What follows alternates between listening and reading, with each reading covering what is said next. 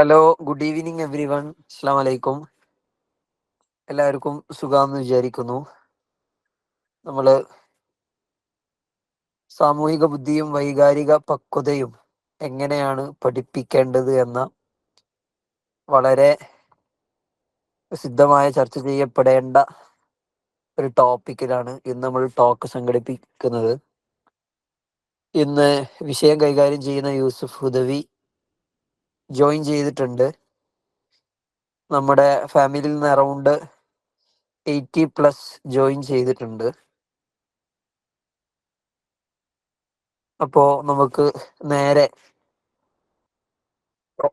പ്രോഗ്രാമിലേക്ക് എൻ്റർ ചെയ്യാം. നേരെ വളരെ ശാസ്ത്രീയമായിട്ട് തന്നെയാണ് ഈ ഒരു വിഷയത്തെ യൂസുഫ് ഹുദവി കൈകാര്യം ചെയ്യാൻ പോകുന്നത്. അതിന് വേണ്ടിയിട്ടുള്ള കുറച്ച് പ്രാക്ടിക്കൽ എലമെന്റ്സും അദ്ദേഹം ഉൾപ്പെടുത്തുന്നുണ്ട്. I think I am audible. കേൾക്കാൻ പറ്റുന്നില്ല എല്ലാവർക്കും? ഓക്കെ അല്ലേ? ഒന്ന് കമന്റ് ബോക്സിൽ ഒന്ന് റിപ്ലൈ ചെയ്യണം. ഒന്ന് ടെസ്റ്റ് ചെയ്യാം. നമുക്ക് യൂസുഫ് ഹുദവി വിളിക്കുന്നതിന് മുമ്പ് നമുക്കൊന്ന് ടെസ്റ്റ് ചെയ്യാം. അപ്പോൾ ഓക്കെ ആണെങ്കിൽ ഒന്ന് ഓക്കെ പറയാം. Okay okay, fine fine fine. അപ്പോൾ വളരെ ശാസ്ത്രീയപരമായിട്ട് തന്നെയാണ് അദ്ദേഹം ഈ വിഷയത്തിന് വേണ്ടിയിട്ട് പ്രിപ്പയർഡ് ആയിട്ടുള്ളത്. അതിന് വേണ്ടിയിട്ടുള്ള ഒരുപാട് PDF ഫയലുകളൊക്കെ അതിൽ ഉൾപ്പെടുത്തിയിട്ടുണ്ട്. ചെക്ക് ലിസ്റ്റുകളുണ്ട്, പിന്നെ വർക്ക്ഷീറ്റുകളൊക്കെ ഇതിൽ ഉൾപ്പെടുത്തിയിട്ടുണ്ട്. അതൊക്കെ സമയാനുസൃതം അദ്ദേഹം നിങ്ങളുമായിട്ട് ചർച്ച ചെയ്ത് സംസാരിച്ച ശേഷം അത് അറ്റാച്ച് ചെയ്യുന്നതായിരിക്കും. പിന്നെ എടുത്തു പറയേണ്ട ഒരു കാര്യം, നമ്മൾ തുടർന്ന് അങ്ങോട്ടും ഒരുപാട് ചർച്ചകൾ ഇത്തരത്തില് ചർച്ച ചെയ്യപ്പെടേണ്ട വളരെ പ്രാധാന്യമർഹിക്കുന്ന വിഷയങ്ങൾ നമ്മൾ ചർച്ച ചെയ്യാൻ ആഗ്രഹിക്കുന്നുണ്ട്.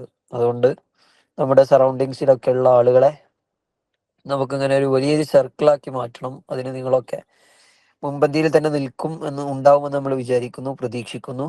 ഓക്കെ, ഇൻഷാ അല്ലാ. അതുകൊണ്ട് ഇനി ഞാൻ കൂടുതൽ പറഞ്ഞിട്ട് സമയം വൈകിപ്പിക്കുന്നില്ല. ഇന്ന് നമ്മൾ കൈകാര്യം ചെയ്യാൻ പോകുന്ന വിഷയം സാമൂഹിക ബുദ്ധിയും വൈകാരിക പക്വതയും എന്ന വിഷയമാണ്. സോഷ്യൽ ഇമോഷണൽ ലേണിംഗ്, അതിനെ ഉപയോഗിക്കേണ്ട തന്ത്രങ്ങൾ, സ്ട്രാറ്റജീസ്, അതിന്റെ എലമെന്റ്സ് ആൻഡ് അതിന്റെ ഇംപ്ലിമെന്റേഷൻ ലെവൽ തുടങ്ങിയുള്ള കാര്യങ്ങളൊക്കെ നമ്മൾ ഡിസ്കസ് ചെയ്യുന്നുണ്ട്. അപ്പോൾ എല്ലാവരും വളരെ കൃത്യമായി പങ്കെടുക്കുകയും അവസാനം നിങ്ങൾക്ക് വേണ്ടിയിട്ടുള്ള അനുവദിക്കപ്പെട്ട സമയത്ത് ക്ലാരിറ്റി വരുത്താനുള്ള കാര്യങ്ങളൊക്കെ ക്ലാരിറ്റി വരുത്തുകയും ചെയ്യാം. I think that Yusuf Udavi join ചെയ്തിട്ടുണ്ട് എക്സ്പെക്ട് ചെയ്യുന്നു. ഓക്കെ അല്ലേ? Okay okay okay okay okay. അപ്പൊ നമുക്ക് സ്റ്റാർട്ട് ചെയ്യാം. എല്ലാവരും മ്യൂട്ട് ചെയ്യാം. എന്താവശ്യങ്ങളുണ്ടെങ്കിലും കമന്റ് ബോക്സ് ഉപയോഗപ്പെടുത്തുക. നമുക്ക് വളരെ വ്യവസ്ഥാപിതമായി മനോഹരമായിട്ട് സെഷൻ സംഘടിപ്പിക്കണം. സോ ഐ ഹോപ്പ് എല്ലാവരും റെഡിയാന്ന് വിചാരിക്കുന്നു. സോ നമുക്ക് എല്ലാവർക്കും വേണ്ടി program Hadiya centre for social excellence സംഘടിപ്പിക്കുന്ന പ്രീ വെബിനാർ സെഷനിലെ ആദ്യത്തെ സെഷൻ സോഷ്യൽ ഇമോഷണൽ ലേണിംഗിലേക്ക് നിങ്ങൾ എല്ലാവരെയും സ്വാഗതം ചെയ്യുന്നു. പ്രത്യേകിച്ച് ഈ വിഷയം കൈകാര്യം ചെയ്യാൻ വേണ്ടിയിട്ട് നമ്മളോടൊപ്പം ജോയിൻ ചെയ്തിട്ടുള്ള യൂസുഫ് ഹുദവിയെയും ഈ ഒരു സെഷനിലേക്ക് ഹൃദ്യമായി സ്വാഗതം ചെയ്യുന്നു. സോ ഇനി നമുക്ക് യൂസുഫ് ഹുദവിയെ കേൾക്കാം, ഇൻഷാ അല്ലാഹ്. അസ്സലാമു അലൈക്കും വറഹ്മത്തുള്ളാഹി വബറകാതുഹു. അൽഹംദുലില്ലാ. SEL, സോഷ്യൽ ഇമോഷണൽ ലേണിംഗ്, അതിനെക്കുറിച്ചാണ് നമുക്കിന്ന് സംസാരിക്കാനുള്ളത്. ഹാദിയ CSEക്ക് കീഴിലെ ഇൻസ്റ്റിറ്റ്യൂഷൻ എംപവർമെന്റ് ഡിപ്പാർട്ട്മെന്റ് ആണ് ഇത് സംഘടിപ്പിക്കുന്നത്. വിശിഷ്ട പാരൻസ്, ട്രെയിനേഴ്സ്, എഡ്യൂക്കേറ്റേഴ്സ്, ഈ ഒരു മേഖലയിലുള്ള ആളുകൾക്ക് വേണ്ടിയിട്ടാണ് ഈ ഒരു വെബിനാർ നമ്മൾ സംഘടിപ്പിക്കുന്നത്. ഞാൻ സ്ലൈഡ് ഒന്ന് പ്രസന്റ് ചെയ്യാം. നിങ്ങളൊന്ന് കാണുന്നുണ്ടോ എന്നുള്ളതൊന്ന് അറിയിക്കണം കേട്ടോ. അപ്പൊ നമുക്ക് ചർച്ച ചെയ്യാനുള്ളത് സോഷ്യൽ ഇമോഷണൽ ലേണിംഗ് എന്നുള്ളതാണ്. നിങ്ങൾ ഇതിനെക്കുറിച്ച് മുമ്പ് കേട്ടിട്ടുണ്ടോ? ഓക്കെ. സോഷ്യൽ ഇമോഷണൽ ലേണിംഗ് എന്നുള്ളത് പല പേരിലും അറിയപ്പെടുന്നുണ്ട്. Social emotional learning, socio emotional learning, social emotional literacy, ഇങ്ങനെ പല പേരിലും ഇത് അറിയപ്പെടുന്നുണ്ട്. സോഷ്യോ ഇമോഷണൽ ലിറ്ററസി എന്ന് പറഞ്ഞാൽ പലപ്പോഴും നമ്മൾ സ്കൂളുകളിലൊക്കെ അതുപോലെ നമ്മുടെ വീടകങ്ങളിലൊക്കെ മക്കളെ നമ്മൾ പല വിഷയങ്ങളും പഠിപ്പിക്കാറുണ്ട്. ഒരുപക്ഷെ സബ്ജക്റ്റുകൾ physics, chemistry, biology, maths, science, ഇങ്ങനെ വിഷയങ്ങൾ പഠിപ്പിക്കാറുണ്ട്. വീടുകളിൽ നിന്നും ഇങ്ങനെയുള്ള ഓരോ സബ്ജക്റ്റുകൾ നമ്മൾ പഠിപ്പിക്കാറുണ്ട്. പക്ഷേ ഇതിനേക്കാളും അപ്പുറം ഇവയെല്ലാം പഠിച്ചെടുക്കാൻ അവരെ സ്വായത്തമാക്കുന്ന, അല്ലെങ്കിൽ അവർക്ക് അതിനുള്ള പക്വത നൽകുന്ന അല്ലെങ്കിൽ അതിനുള്ള ഒരു ധൈര്യം നൽകുന്ന ചില മേഖലകളുണ്ട്. പരസ്പരം ഇടപഴകാൻ, അവരുടെ കരിയറിനെ കുറിച്ച് ചിന്തിക്കാൻ, ഈ പഠിക്കുന്നതെല്ലാം അവരുടെ ജീവിതത്തിന്റെ ഭാഗമാക്കി മാറ്റാൻ. ആ ഒരു സംഗതികളാണ് ശരിക്കും ഈ സോഷ്യൽ ഇമോഷണൽ ലേണിംഗ് എന്നുള്ളത്. സാമൂഹികമായിട്ട് ആളുകളോട് എങ്ങനെ ഇടപഴകാം, സംസാരിക്കാം, അതിലൂടെ എങ്ങനെ സന്തോഷം കണ്ടെത്താം, ബന്ധങ്ങൾ സൃഷ്ടിക്കാം, അവരുടെ വികാരങ്ങളെ എങ്ങനെ ഐഡന്റിഫൈ ചെയ്യാം, ആ വികാരങ്ങളെ എങ്ങനെ നിയന്ത്രിക്കാം, അതുകൊണ്ടുള്ള ഗുണങ്ങൾ എന്താണ്, ദോഷങ്ങൾ എന്താണ്, അത് അവരെ എങ്ങോട്ടാണ് ചെന്നെത്തിക്കുക, അതിനുശേഷം പക്വമായിട്ട് എങ്ങനെ തീരുമാനങ്ങൾ എടുക്കാം. ഇത്രയും കാര്യങ്ങളാണ് ഈ സോഷ്യൽ ഇമോഷണൽ ലേണിംഗ് എന്നുള്ളതിലൂടെ ചർച്ച ചെയ്യുന്നത്. അപ്പൊ 3 പേരുകൾ ഇത് അറിയപ്പെടുന്നുണ്ട്: social emotional learning, socio emotional learning, social emotional literacy. അപ്പൊ എന്തുകൊണ്ടാണ് ഈ SEL നമ്മൾ പഠിപ്പിക്കുന്നത് എന്ന് ചോദിച്ചാൽ, എന്താണ് SEL എന്ന് ചോദിച്ചാൽ നമുക്ക് പറയാനുള്ളത് ഒരു മെത്തഡോളജിയാണ്. That help students of all ages to better comprehend their emotions, to feel those emotions fully and demonstrate empathy for others. 3 ഘടകങ്ങളാണ് ഇതിൽ പറഞ്ഞിട്ടുള്ളത്. ഏത് പ്രായത്തിലുള്ള കുട്ടികളാണെങ്കിലും അവരുടെ ഇമോഷൻസ് ശരിക്കും അവർക്ക് മനസ്സിലാവാൻ, എന്താണ് വികാരങ്ങൾ, ഓരോ സമയത്തും എനിക്ക് ഏത് ഇമോഷൻസ് ആണ് കൂടുതൽ ഉണ്ടാവുക, ഏതാണ് ഡൊമിനേറ്റ് ചെയ്യുന്നത്, ഏതാണ് ശരിക്കും എനിക്ക് വേണ്ടത്, അതുകൊണ്ടുള്ള ഉദ്ദേശങ്ങൾ എന്താണ്, അതുകൊണ്ട് എനിക്ക് ലഭിക്കുന്ന ഉപകാരങ്ങൾ എന്തെല്ലാമാണ്, ഇങ്ങനത്തെ കാര്യങ്ങളാണ് അതിൽ വരുന്നത്. പിന്നെ ടു ഫീൽ ദോസ് ഇമോഷൻസ്, ആ ഒരു ഇമോഷൻസിനെ ഫുള്ളി ഫീൽ ചെയ്യുക എന്നുള്ളതാണ്. ചിലപ്പോൾ സന്തോഷമുള്ളതാവും, ചിലപ്പോൾ സങ്കടങ്ങളുള്ളതാവും, പല രീതിയിലുണ്ടാവും. And demonstrate empathy for others, ജനങ്ങളോടും സഹജീവികളോടും ആ ഒരു സംഗതി പ്രകടിപ്പിക്കുക എന്നുള്ളതാണ് ശരിക്കും സോഷ്യോ ഇമോഷണൽ ലേണിംഗ് എന്നുള്ളത് കൊണ്ട് ഉദ്ദേശിക്കുന്നത്. സ്വാഭാവികമായിട്ടും ഈ ഒരു സംഗതി മക്കൾ പഠിച്ചാൽ എങ്ങനെ സോഷ്യലി എൻഗേജ് ആവണം, കമ്മ്യൂണിക്കേറ്റ് ചെയ്യണം, സംസാരിക്കണം, പെരുമാറണം എന്നുള്ള സ്കില്ല് മക്കൾ പഠിച്ചെടുത്താൽ നമുക്ക് പറയാം എങ്ങനെയാണ് അത് കാര്യങ്ങൾ ഡിസ്കസ് ചെയ്യുക, അല്ലെങ്കിൽ മക്കളോട് സംസാരിക്കുക, അല്ലെങ്കിൽ മക്കളെ പഠിപ്പിക്കുക എന്നുള്ളത് നമുക്ക് സംസാരിക്കാം, വഴിയെ സംസാരിക്കാം. ഇത് പഠിച്ചാലുള്ള ഉപകാരം എന്താണെന്ന് വെച്ചാൽ അവർക്ക് റെസ്പോൺസിബിൾ ആയിട്ടുള്ള ഡെസിഷൻസ് എടുക്കാൻ പറ്റും, തീരുമാനങ്ങൾ എടുക്കാൻ പറ്റും. നമ്മളൊക്കെ നമ്മളെ മക്കളെ പറ്റി പറയണ്ട, അവർക്ക് ഇത്ര പ്രായം പക്ഷെ എപ്പോഴും അവർക്ക് തീരുമാനം എടുക്കാൻ കഴിയണില്ല, അതിലൊരു പക്വതല്ല, പ്രായമുണ്ട് പക്ഷെ പക്വതല്ല, ഇങ്ങനെയൊക്കെ നമ്മൾ പറയാറുണ്ട്. പലപ്പോഴും ഈ ഒരു സംഗതി അവർക്ക് വീടകങ്ങളിൽ നിന്ന് കിട്ടാത്തതുകൊണ്ടാണ് ഈ പ്രശ്നങ്ങളൊക്കെ വരുന്നത്. അതേപോലെ തന്നെ മക്കൾക്ക് ഒരുപാട് ഗോളുകൾ ഉണ്ടാവും, ലക്ഷ്യങ്ങൾ ഉണ്ടാവും. ചിലർക്ക് ലക്ഷ്യം തന്നെ ഉണ്ടാവില്ല. അപ്പൊ മക്കൾക്ക് ചെറുപ്പം മുതലേ ഗോളുകൾ ഉണ്ടാക്കാനും ആ ഗോളുകൾ അച്ചീവ് ചെയ്യാൻ അവരെ പ്രാപ്തരാക്കാനും അവർക്ക് തന്നെ സ്വന്തമായിട്ട് നേടിയെടുക്കാനുള്ള ഒരു സ്കില്ല് നമ്മൾ ചെറുപ്പം മുതലേ കൊടുക്കുക എന്നുള്ളതാണ്. മാത്രമല്ല പോസിറ്റീവ് റിലേഷൻഷിപ്പ് വിത്ത് അതേഴ്സ്. ചില കുട്ടികളുണ്ടാവും എല്ലാവരോടും കച്ചറകളും പ്രശ്നങ്ങളും ഉണ്ടാക്കിക്കൊണ്ട്, കുടുംബങ്ങൾ പ്രശ്നം ഉണ്ടാക്കിക്കൊണ്ട്, അവരുടെ മാരിറ്റൽ ലൈഫിലും അങ്ങനെ തന്നെ ആയിരിക്കും, അവരുടെ പാരന്റൽ ലൈഫിലും അങ്ങനെ ആയിരിക്കും, അവരുടെ കൊളീഗ്സിനോടും അതുപോലെ വർക്ക് സ്പേസിലും അങ്ങനെ തന്നെ ആയിരിക്കും. അപ്പൊ ഇതിനൊക്കെയുള്ള കാരണം ചെറുപ്പം മുതൽ അവർക്ക് സോഷ്യൽ ഇമോഷണൽ ലേണിംഗ് കിട്ടിയില്ല എന്നുള്ളതാണ്. ചിലപ്പോൾ ആ കുട്ടി ഫിസിക്സിൽ വളരെ ഉഷാറായിരിക്കും, അല്ലെങ്കിൽ വേറെ ബയോളജിയിൽ ഭയങ്കര ഉഷാറായിരിക്കും, അല്ലെങ്കിൽ സോഷ്യൽ സയൻസിൽ ഭയങ്കര ഉഷാറായിരിക്കും. പക്ഷെ പെരുമാറ്റത്തിൽ അല്ലെങ്കിൽ ആ കുട്ടിയുടെ വികാരങ്ങളെ കൺട്രോൾ ചെയ്യുന്നതിൽ ആ കുട്ടി ഒട്ടും പക്വമായിരിക്കൂല. ശരിക്കും ലൈഫിൽ നമുക്ക് അതല്ല വേണ്ടത്. ആ ഒരു സംഗതി നമ്മളെ മക്കൾക്ക് കിട്ടാത്ത കാരണത്താൽ ഇങ്ങനത്തെ കുറെ പ്രശ്നങ്ങൾ ഉണ്ടാവുന്നത്. അപ്പൊ അതുകൊണ്ട് തന്നെ ഇത് നമ്മുടെ മക്കളെ ശീലിപ്പിച്ചാല് നമ്മളെ മക്കളെ ഹാപ്പി ആയിട്ട് ജീവിക്കും, നല്ല ബന്ധങ്ങൾ അവർക്ക് ഉണ്ടാവും, അവർ എവിടെ ചെന്നാലും അവർ പെടൂല, നല്ല പക്വമായ തീരുമാനങ്ങൾ ചെറുപ്പം മുതലേ അവർക്ക് എടുക്കാൻ കഴിയും. അപ്പൊ അത് നമ്മുടെ ടീച്ചിങ്ങിൽ വേണം, നമ്മുടെ പാരന്റിങ്ങിൽ വേണം, നമ്മുടെ കമ്മ്യൂണിറ്റി ലെവലിലുള്ള ആസ്പെക്റ്റുകളിലും പെരുമാറ്റങ്ങളിലും ഒക്കെ ആ ഒരു സംഗതി വേണം. മനസ്സിലായോ? അതാണ് SEL എന്നാൽ എന്ത് എന്നുള്ളതും എന്തുകൊണ്ടാണ് SEL നമ്മൾ പ്രൊമോട്ട് ചെയ്യുന്നുള്ളതും അത് നമ്മൾ പറയുന്നത്. ഇതൊരു ലേൺഡ് ബിഹേവിയർ ആണ്. കാരണം കുട്ടികൾക്ക് പഠിക്കാൻ പറ്റിയൊരു സംഗതിയാണ്, പഠിച്ചുണ്ടാക്കാൻ പറ്റിയൊരു സംഗതിയാണ് എന്നുള്ളതാണ്. ഇതിനൊരു ചരിത്രം എന്ന് പറയുന്നത് 1960കളിലാണ് തുടങ്ങിയത്. Yale school of medicine, Yale യൂണിവേഴ്സിറ്റിയിൽ യേൽ സ്കൂൾ ഓഫ് മെഡിസിൻ. അപ്പൊ അവര് ഈ ഒരു ആഫ്രോ അമേരിക്കൻ കുട്ടികളുണ്ട്, പാവപ്പെട്ട കുട്ടികളാണ്. ഈ കുട്ടികൾ കുറെ പോവർട്ടിയും പ്രശ്നങ്ങളൊക്കെ അതൊക്കെ അതിജീവിച്ച് വന്ന, അല്ലെങ്കിൽ അത് ഫേസ് ചെയ്തുകൊണ്ടിരിക്കുന്ന കുട്ടികളാണ്. ഈ കുട്ടികളെ ഒരു നോർമൽ ലൈഫിലേക്ക് കൊണ്ടുവരാനും വേണ്ടിയിട്ട് അവരെന്ത് ചെയ്തു, ഇങ്ങനെയുള്ള എമ്പതി, ഇങ്ങനെയുള്ള സോഷ്യൽ സ്കില്ലുകൾ, ഇമോഷണൽ സ്കില്ലുകളൊക്കെ പഠിപ്പിച്ചു എന്നുള്ളതാണ്. ചുരുക്കി പറഞ്ഞാൽ ഈ കുട്ടികൾ വളരെ എമിനന്റായി മാറി, അവർ ഈ പ്രശ്നങ്ങളിൽ നിന്നൊക്കെ മാറി, അവർ സാധാ കുട്ടികളെക്കാളും മികച്ചു നിൽക്കുന്ന ഒരു കോലത്തിലേക്ക് അവർ എത്തിയെന്നുള്ളതാണ്.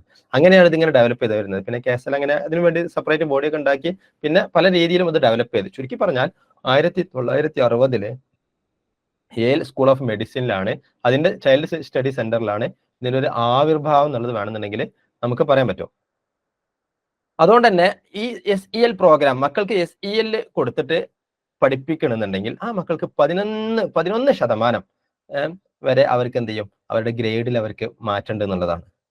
11 പറഞ്ഞാൽ സാധാ കുട്ടികളെക്കാളും മാർക്ക് കൂടുതലാണ് ഈ കുട്ടികൾക്ക്. ഇത് ഇങ്ങനെ SEL എഡ്യൂക്കേഷൻ അല്ലെങ്കിൽ SEL ലേണിങ്ങിലൂടെ വളർന്ന കുട്ടികൾക്ക് അവരുടെ എല്ലാ വിഷയങ്ങളിലും മറ്റുള്ള കുട്ടികളെക്കാളും 11% അവര് മികച്ചു നിൽക്കുന്നുണ്ട് എന്നുള്ളതാണ്. പെർസെന്റേജും തമ്മിൽ മാറ്റമുണ്ട്, ഞാൻ സൂചിപ്പിക്കുന്നില്ല, എന്നാലും ആ ഒരു സംഗതി നമുക്ക് എന്ന് മനസ്സിലാക്കാൻ പറ്റും.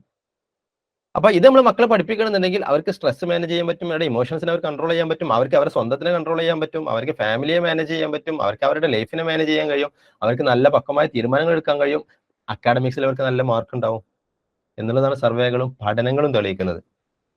പിന്നെ എന്തുകൊണ്ടാണ് ഇത് ടീച്ചേഴ്സിനും പാരന്റ്സിനും ഈ ഒരു സംഗതി നമ്മൾ പഠിപ്പിക്കുന്നത്? എന്തുകൊണ്ട് ഈ ടീച്ചേഴ്സ് ഇത് ആദ്യം മനസ്സിലാക്കണം എന്ന് പറയുന്നത്? എന്തുകൊണ്ടാണ് പാരന്റ്സ് അത് മനസ്സിലാക്കുന്നത് പറയുന്നത്? നമുക്കൊക്കെ മക്കളുണ്ട്. ഇപ്പൊ എനിക്ക് 2 കുട്ടികളുണ്ട്. ഞാൻ പഠിപ്പിക്കുന്ന ഒരു അധ്യാപകനാണ്. ഒരുപാട് മക്കളെ നമ്മൾ പഠിപ്പിക്കുന്നുണ്ട്. പക്ഷെ ഈ പഠിപ്പിക്കുന്ന സമയത്ത് SEL എന്താണെന്നുള്ളത് മനസ്സിലാക്കിയാൽ ആ ഒരു സംഗതി എന്ത് ചെയ്യുക, നമുക്ക് നമ്മുടെ ക്ലാസ് റൂമിലേക്ക് അഡാപ്റ്റ് ചെയ്യാൻ പറ്റും. ആസ് എ ട്രെയിനർ നമ്മുടെ സ്റ്റുഡൻസിൽ അല്ലെങ്കിൽ നമ്മുടെ ട്രെയിനീസിൽ എന്ത് ചെയ്യാൻ പറ്റും, നമ്മുടെ ക്ലാസ് റൂമിൽ അല്ലെങ്കിൽ നമ്മുടെ വർക്ക്ഷോപ്പുകളിൽ നമുക്ക് ഇംപ്ലിമെന്റ് ചെയ്യാൻ പറ്റും. നമ്മളൊരു ഉമ്മ എന്ന നിലയ്ക്ക് അല്ലെങ്കിൽ ഒരു പിതാവ് എന്നുള്ള നിലയ്ക്ക് നമ്മുടെ മക്കളിൽ നമുക്കത് ചെയ്യാൻ പറ്റും. അപ്പൊ അതെങ്ങനെ ചെയ്യുന്നത് ഞാൻ വിശദീകരിക്കാം.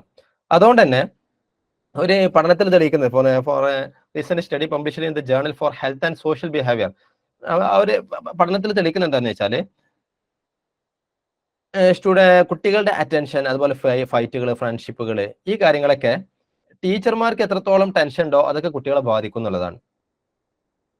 പറഞ്ഞാല് ടീച്ചേഴ്സ് എപ്പോഴും സ്ട്രെസ്ഡ് ആണെന്നുണ്ടെങ്കിൽ, ടീച്ചേഴ്സ് എപ്പോഴും ബോർഡ് ആണെന്നുണ്ടെങ്കിൽ, ടീച്ചേഴ്സ് മാനസികമായിട്ട് മെന്റലി പല കാര്യങ്ങളിലും ഡിപ്രസ്ഡ് ആണെന്നുണ്ടെങ്കിൽ അവരെ ശ്രവിക്കുന്ന, അവരെ കേൾക്കുന്ന കുട്ടികൾക്കും മെന്റൽ പ്രോബ്ലംസ് ഒരുപാട് കണ്ടെത്തുന്നുണ്ട് എന്നുള്ളതാണ്.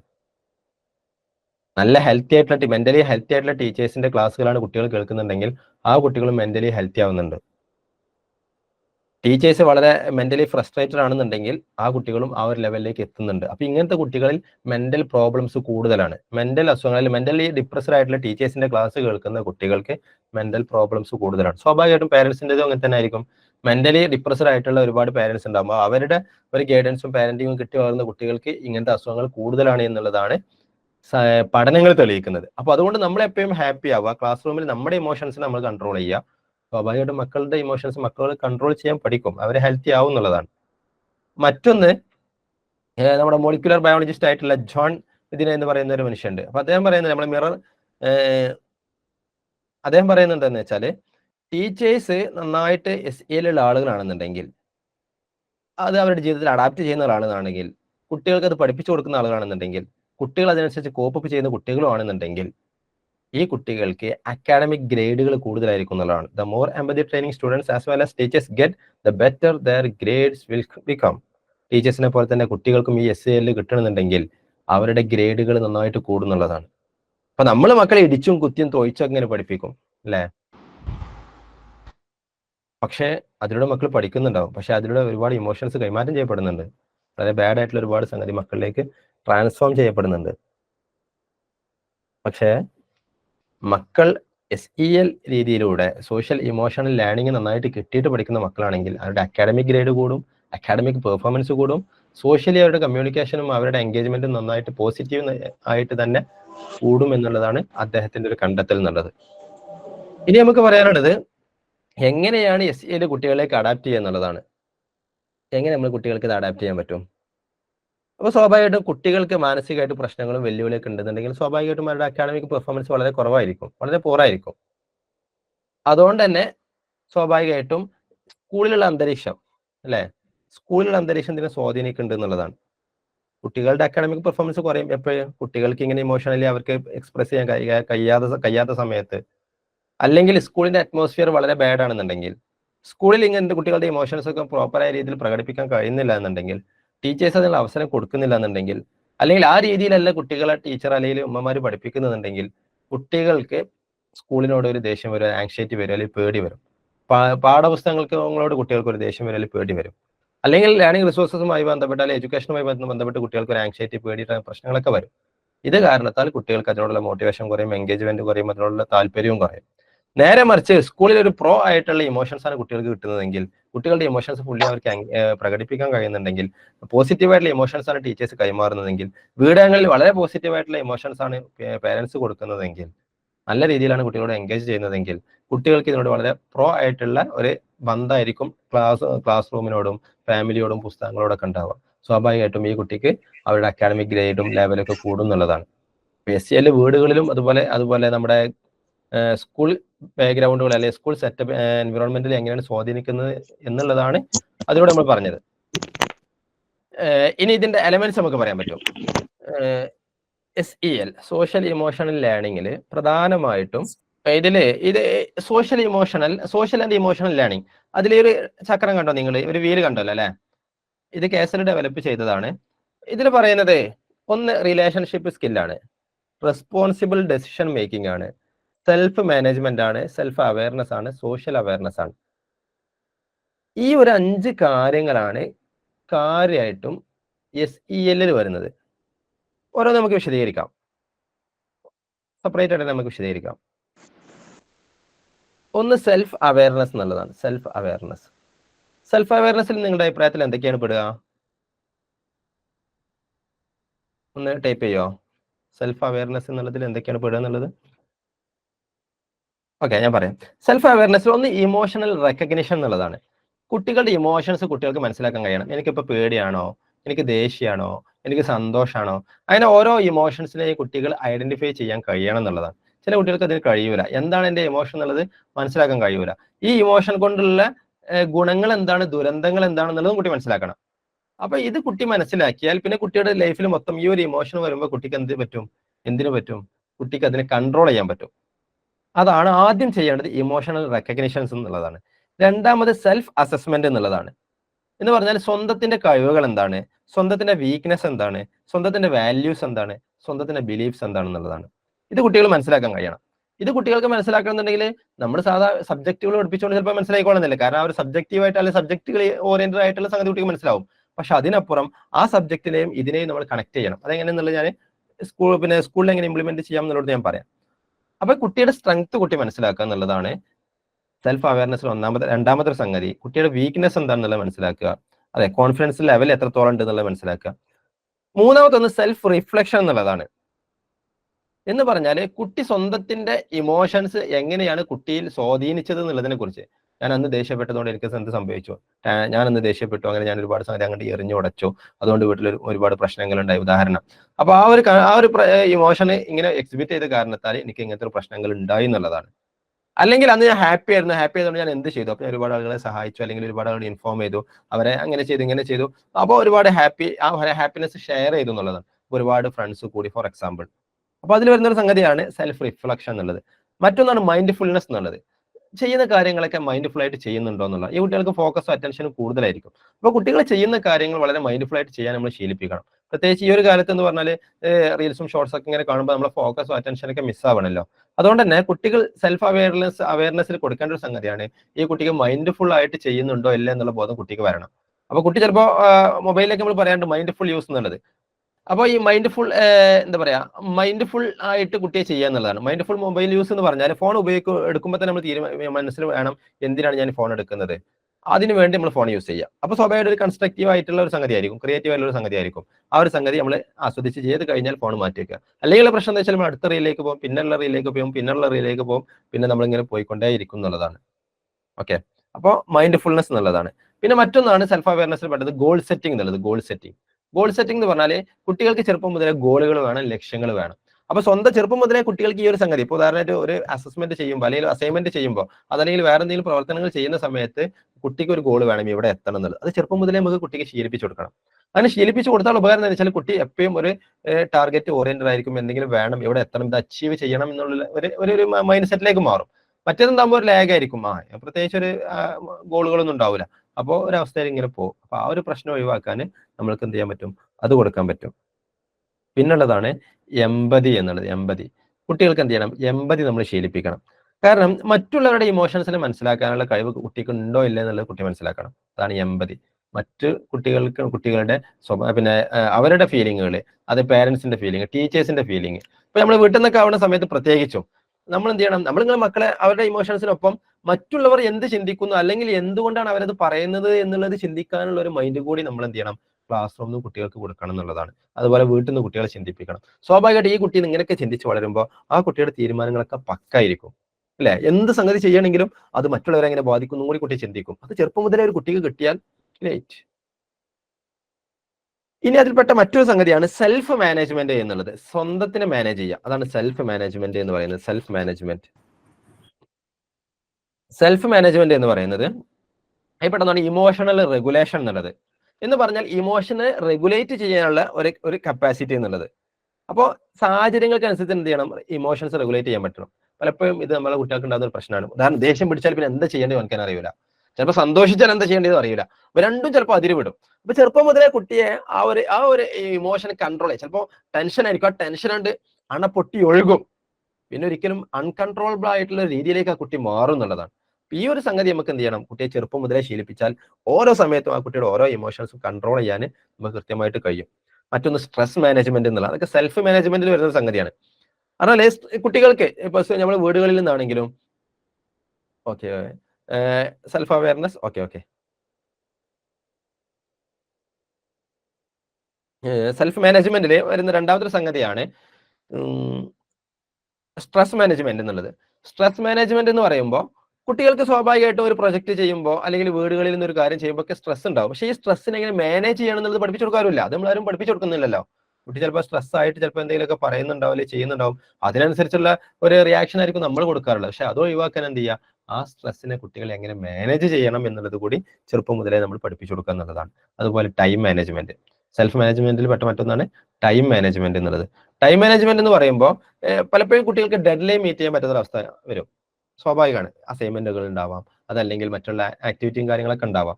അപ്പോൾ അതൊന്നും ഡെഡ് ലൈൻ മീറ്റ് ചെയ്യുന്നുണ്ടാവില്ല. അപ്പോൾ ഇമ്പോർട്ടന്റ് ആയിട്ടുള്ള ടാസ്ക് പ്രയോറിറ്റൈസ് ചെയ്യണം എന്നുള്ള കാര്യങ്ങൾ, അതുപോലെ ഇമ്പോർട്ടന്റ് അർജന്റ് ആയിട്ടുള്ള കാര്യങ്ങൾ നേരത്തെ ചെയ്യണം എന്നുള്ള ആ ഒരു സ്കില്ല് നമ്മൾ എന്ത് ചെയ്യണം, ഓരോ പ്രൊജക്ടുകളിലും നമ്മുടെ പെരുമാറ്റങ്ങളിലും നമ്മുടെ എല്ലാ കാര്യങ്ങളിലും നമ്മൾ ഇങ്ങനെ കുട്ടിയെ ശീലിപ്പിച്ചു കൊടുത്താൽ ഈ കുട്ടി ലൈഫിൽ ഒരു ഡെഡ് ലൈൻ മിസ്സാവില്ല, കുട്ടിയുടെ കാര്യങ്ങളൊക്കെ ഓർഡർ ആവും എന്നുള്ളതാണ്. അപ്പൊ ചെറുപ്പം മുതലേ ഇതൊക്കെ കുട്ടികൾക്ക് ശീലിപ്പിച്ചു കൊടുത്താൽ ആ കുട്ടിയുടെ ലൈഫ് നീറ്റ് ആൻഡ് ഓർഡർ ആവും എന്നുള്ളതാണ്. മറ്റൊന്ന് സെൽഫ് മോട്ടിവേഷൻ എന്നുള്ളതാണ്. ഇൻട്രൻസിക് മോട്ടിവേഷൻ എന്ന് പറയില്ല നമ്മൾ ഇതിനെ പറ്റി, അതിന്റെ ഓപ്പോസിറ്റ് എക്സ്ട്രിൻസിക് എന്നുള്ളതാണ്. എന്നാൽ ചിലപ്പോൾ നമ്മൾ മോട്ടിവേറ്റ് ചെയ്യാൻ ആളുകൾ വന്നോളണം എന്നില്ല, ചിലപ്പോൾ നമ്മൾ മോട്ടിവേറ്റ് ചെയ്യാൻ ആളുകൾ വന്നോളണം എന്നില്ല. അപ്പൊ അതുകൊണ്ട് തന്നെ ഇൻട്രൻസിക് മോട്ടിവേഷൻ എന്ന് പറഞ്ഞാൽ ആ കുട്ടിയുടെ ഉള്ളിൽ സെൽഫ് മോട്ടിവേറ്റഡ് ആവുക, അതൊരു കുട്ടികൾക്ക് ചെറുപ്പം മുതലേ കിട്ടേണ്ട ഒരു സംഗതിയാണ്. അപ്പൊ കുട്ടിക്ക് ഒരു സ്കില്ല് ഉണ്ടാവും, അല്ലെങ്കിൽ കുട്ടിക്ക് ഒരു ഐഡിയ ഉണ്ടാവും, ക്രിയേറ്റിവിറ്റി ഉണ്ടാവും. അപ്പൊ അതിൽ ചിലപ്പോൾ ബാക്കിയുള്ളവരൊന്നും മോട്ടിവേറ്റ് ചെയ്യാൻ വന്നോളണം എന്നില്ല. അപ്പൊ കുട്ടി സ്വന്തമായിട്ട് സെൽഫ് മോട്ടിവേറ്റഡ് ആയി മാറുക എന്നുള്ളതാണ്. അപ്പൊ അതിനുള്ള സ്കില്ലുകൾ നമ്മൾ കുട്ടികൾക്ക് കൊടുക്കണം. അതുപോലെ റെസ്പോൺസിബിലിറ്റി, ഉത്തരവാദിത്തം എന്നുള്ളത് കുട്ടികൾക്ക് ലഭിക്കേണ്ട ഏറ്റവും വലിയൊരു സംഗതിയാണ് ഈ ഉത്തരവാദിത്തം എന്നുള്ളത്. പലപ്പോഴും നമ്മൾ പഠിപ്പിക്കാറില്ല. ചെറുപ്പം മുതലേ കുട്ടികൾ റെസ്പോൺസിബിൾ ആണെന്നുണ്ടെങ്കിൽ ആ കുട്ടിയുടെ ഓരോ കാര്യവും പക്കായിരിക്കും എന്നുള്ളതാണ്. നമ്മൾ പിന്നെ ഒന്നും പറയേണ്ട ആവശ്യമില്ല. പക്ഷെ അത് ചെറുപ്പം മുതലേ ശീലിപ്പിക്കണം, സ്കൂളുകളിൽ നിന്ന് ശീലിപ്പിക്കണം, വീടകങ്ങളിൽ നിന്ന് ശീലിപ്പിക്കണം, കമ്മ്യൂണിറ്റിയിൽ നിന്ന് ശീലിപ്പിക്കണം. റെസ്പോൺസിബിൾ ആയ ഒരു കുട്ടി മറ്റാരും കുറ്റപ്പെടുത്തുള്ളൂ, സ്വന്തത്തെ കുറ്റപ്പെടുത്തുള്ളൂ. ഞാനാണ് എല്ലാത്തിനും റെസ്പോൺസിബിൾ എന്നുള്ള ഭാവത്തിലായിരിക്കും. അതുകൊണ്ട് തന്നെ ആ കുട്ടി സ്വന്തത്തെ റിപ്പയർ ചെയ്യാനായിരിക്കും ശ്രമിക്കുക. അപ്പൊ നമ്മൾ ആദ്യം പറഞ്ഞത് എന്തായിരുന്നു, ഇതിന്റെ എലമെന്റ്സിൽ ആദ്യം പറഞ്ഞത് എന്തായിരുന്നു, ഒന്ന് ടൈപ്പ് ചെയ്യൂ. Self awareness. ഓക്കെ, രണ്ടാമത് പറഞ്ഞത് ഓക്കെ, ഒരുപാട് ആളുകൾ എഴുതിയിട്ടുണ്ട്. രണ്ടാമത് പറഞ്ഞത് സെൽഫ് മാനേജ്മെന്റ്. ഓക്കെ, ഇനി നമുക്ക് പറയാനുള്ളത് സോഷ്യൽ അവയർനെസ് എന്നുള്ളതാണ്. അതാണ് ഇതിലെ മൂന്നാമത്തെ എലമെന്റ്. ഇപ്പൊ SEL എന്ന് പറഞ്ഞാല് ഒന്ന് SEL പെട്ട ഒരു സംഗതിയാണ് സെൽഫ് അവയർനെസ് എന്നുള്ളത്, രണ്ടാമത്തെ ഒരു സംഗതിയാണ് സെൽഫ് മാനേജ്മെന്റ് എന്നുള്ളത്, മൂന്നാമത്തെ ഒരു സംഗതിയാണ് സോഷ്യൽ അവയർനെസ് എന്നുള്ളത്. സോഷ്യൽ അവയർനെസ് എന്ന് പറഞ്ഞാൽ സാമൂഹികമായിട്ടൊരു ബോധം എന്നുള്ളതാണ്. നമ്മുടെ കുട്ടികൾക്ക് എത്രത്തോളം ഉണ്ട് സാമൂഹികമായിട്ടുള്ള ബോധം? മറ്റുള്ളവരുടെ ഭാവങ്ങളും മറ്റുള്ളവരുടെ ഫീലിങ്ങുകളും കണ്ടിട്ട് എന്തുകൊണ്ട് അവർ അങ്ങനെ ചെയ്യുന്നു അവർ ചിന്തിക്കുന്നുണ്ടോ? അല്ലെങ്കിൽ അവർക്ക് ടെൻഷൻ അല്ലെങ്കിൽ പ്രശ്നങ്ങൾ ഉണ്ടാവുമ്പോൾ സിമ്പതിയേക്കാൾ എമ്പതി ഉണ്ടാവുന്നുണ്ടോ? എമ്പതി എന്നുള്ളതാണ് സോഷ്യൽ അവയർനെസ് നമ്മൾ ആദ്യം കുട്ടികൾക്ക് കൊടുക്കേണ്ടത്. മറ്റുള്ളവരുടെ ഫീലിങ്ങുകൾ മനസ്സിലാക്കുക, തൻ്റെതായിട്ട് കാണുക, അത് ഷെയർ ചെയ്യുക എന്നുള്ളതാണ്. അത് ചെറുപ്പം മുതലേ കുട്ടികൾക്ക് നമ്മൾ ശീലിപ്പിക്കണം. അത് സ്കൂളുകളിൽ നിന്ന് ശീലിപ്പിക്കണം, നമ്മുടെ വീടങ്ങളിൽ നിന്ന് ശീലിപ്പിക്കണം. സ്വാഭാവികമായിട്ടും മറ്റുള്ള മനുഷ്യരെ മനസ്സിലാക്കാൻ കഴിയും. സ്വാഭാവികമായിട്ടും പക്വമായിട്ടുള്ള തീരുമാനമായിരിക്കും ഈ കുട്ടി എടുക്കുക. രണ്ടാമത്താണ് പേഴ്സ്പെക്റ്റീവ് ടേക്കിംഗ് എന്നുള്ളത്. എന്ന് പറഞ്ഞാൽ ഒരു കാര്യം ചെയ്യുന്ന സമയത്ത് ഇത് ആ ഒരു വ്യക്തിയുടെ പേഴ്സ്പെക്റ്റീവ് എന്തായിരിക്കും, അല്ലെ? ആ ഒരു പേഴ്സ്പെക്റ്റീവ് നമ്മൾ ചിന്തിക്കുക എന്നുള്ളതാണ്. അപ്പൊ മറ്റുള്ളവരുടെ ഡൈവേഴ്സ് ആയിട്ടുള്ള വ്യൂ പോയിന്റുകൾ അതിനെ നമ്മൾ അംഗീകരിക്കുക. നമ്മൾ നമ്മുടെ പെർസ്പെക്റ്റീവ് മാത്രം എന്ത് ചെയ്യരുത്, ശരിയാണെന്ന് വിചാരിക്കാതെ മറ്റുള്ളവരുടെ പെർസ്പെക്റ്റീവ് കൂടി ചിന്തിക്കാനും ആലോചിക്കാനും അത് റിവ്യൂ ചെയ്യാനും കൂടിയുള്ള ഒരു സ്കിൽ എന്ത് ചെയ്യണം, നമ്മൾ കുട്ടികൾക്ക് കൊടുക്കണം. അപ്പൊ ഇതിനൊക്കെ ചെയ്യേണ്ട പരിപാടി എന്ന് വെച്ചാൽ കൊളാബായിട്ടുള്ള പരിപാടികൾ കൊടുക്കണം, കൊളാബറേഷൻ. അപ്പോൾ പിന്നെ വീടുകളിൽ നിന്നാണെന്നുണ്ടെങ്കിൽ നമ്മുടെ വീട്ടിൽ 2-3 കുട്ടികളുണ്ടാവും. അപ്പോൾ 2-3 കുട്ടികൾ ഒരുമിച്ച് കളിക്കാനായി അനുവദിക്കണം. സ്വാഭാവികമായിട്ട് കളിക്കുണ്ടാവുമല്ലോ. അപ്പോൾ കളിക്കുന്ന സമയത്ത് കൊളാബറേഷൻ വേണം. അപ്പൊ ഈ ഒരു സംഗതികളൊക്കെ നമ്മൾ അവരുടെ കൂട്ടത്തിൽ നമ്മളും കളിച്ചിട്ട് നമ്മൾ ഈ സംഗതികൾ ഇങ്ങനെ അവരിലിങ്ങനെ കുത്തിവെക്കണം, മനസ്സിലാക്കണം. അതേപോലെ സ്കൂളുകളിലും അങ്ങനെ തന്നെ. കുട്ടികൾക്ക് കൊളാബായിട്ട് ചെയ്യാൻ പറ്റിയ പരിപാടികൾ കൊടുക്കണം, പ്രോഗ്രാമുകൾ കൊടുക്കണം, അസൈൻമെന്റുകൾ, അസസ്മെന്റുകളൊക്കെ കൊടുക്കണം. എന്നിട്ട് നമ്മളുടെ കൂട്ടത്തിൽ കൂടിയിട്ട് ഈ ഒരു സ്കില്ലുകൾ കൂടി നമ്മൾ ഷെയർ ചെയ്ത് കൊടുക്കണം. അങ്ങനെ അത് ശീലിപ്പിക്കുക ചെയ്യേണ്ടത്. അപ്പോൾ നമ്മൾ മാത്സ് പഠിപ്പിക്കുന്നതോട് കൂടി തന്നെ SEL കുട്ടിയിലേക്ക് വരുന്നു. നമ്മൾ ഫാമിലിയിൽ പാരന്റിങ് നടത്തുന്നതോട് കൂടി തന്നെ കുട്ടിയിലേക്ക് SEL നമ്മൾ കുട്ടികളിലേക്ക് കൊടുക്കുന്നു. ആ ഒരു സംഗതി അവിടെ വരും. മറ്റൊന്നാണ് കൾച്ചറൽ അവയർനെസ് എന്നുള്ളത്. കൾച്ചറലി നമ്മൾ എന്ത് ചെയ്യണം, അവയർഡ് ആവണം, കുട്ടികളെ ബോധവാന്മാരാക്കും ചെയ്യണം. അതേപോലെ സോഷ്യൽ ആയിട്ടുള്ള നോംസ്, ഒരുപാട് നിയമങ്ങളും മറ്റു കാര്യങ്ങളൊക്കെ ഉണ്ടാവും. അപ്പോൾ ആ കാര്യങ്ങൾ നമ്മൾ ശീലിപ്പിക്കണം മക്കളെ. മറ്റേത് കുട്ടികൾക്ക് ഇതൊന്നും ആരും പറഞ്ഞു കൊടുക്കൂലല്ലോ, കുട്ടികൾക്ക് ഇത് ആരും പറഞ്ഞു കൊടുക്കൂല. അപ്പൊ കുട്ടി എന്തെങ്കിലുമൊക്കെ പിന്നെ ചെയ്തു, അപ്പോൾ ശിക്ഷിക്കപ്പെടുമ്പോൾ ഒന്നുകിൽ സ്കൂളിൽ നിന്നായിരിക്കും, അല്ലെങ്കിൽ ഫ്രണ്ട്സിന്റെ അടിയിൽ നിന്നായിരിക്കും. അത് ചെയ്യാൻ പാടില്ലാത്തത് ചെയ്യുമ്പോൾ കുട്ടി ആദ്യമായിട്ട് ചെയ്യായിരിക്കും, പക്ഷെ കുട്ടിക്ക് അറിയില്ല അത് ചെയ്യാൻ പാടില്ലാത്തതാണെന്നുള്ളത്. അപ്പൊ കുട്ടിക്ക് ആ ഒരു സംഗതികൾ, ബൗണ്ടറീസ് ഒക്കെ എന്ത് ചെയ്യണം, ചെറുപ്പം മുതൽ നമ്മൾ പരിചയപ്പെടുത്തി കൊടുക്കുക എന്നുള്ളതാണ്. പിന്നെ റിലേഷൻഷിപ്പ് സ്കിൽസ് എന്നുള്ളതാണ്. ചില കുട്ടികൾക്ക് നല്ല ഉണ്ടാവും, ചില കുട്ടികൾ വളരെ ഇൻട്രോവേർട്ട് ആയിരിക്കും. അപ്പൊ ഈ റിലേഷൻഷിപ്പ് സ്കിൽ എന്ത് ചെയ്യണം, നമ്മൾ കുട്ടികൾക്ക് കൊടുക്കണം. അപ്പൊ കമ്മ്യൂണിക്കേറ്റ് ചെയ്യാനും മറ്റുള്ളവരോട് പോയിട്ട് ഇങ്ങോട്ട് പരിചയപ്പെട്ടില്ലെങ്കിലും അങ്ങോട്ട് പോയിട്ട് പരിചയപ്പെടാനുള്ള ഒരു സ്കില്ല്, അങ്ങോട്ട് പോയിട്ട് പരിചയപ്പെടുക, അങ്ങോട്ട് പോയിട്ട് സംസാരിക്കുക, ചിരിക്കുക, അങ്ങനെ മറ്റുള്ളവരുടെ സുഖവിവരങ്ങൾ ചോദിക്കുക, അങ്ങനെ എല്ലാവരോടും കമ്മ്യൂണിക്കേറ്റ് ചെയ്യാനും റിലേഷൻഷിപ്പ് ബിൽഡ് ചെയ്യാനുള്ള ഒരു സ്കില്ല് നമുക്ക് മക്കൾക്ക് കൊടുത്താൽ എന്താണ് ഉപകാരം എന്താണെന്ന് വെച്ചാൽ, ഈ കുട്ടികൾ എപ്പോഴും ഹാർമോണിയസ് ആയിരിക്കും.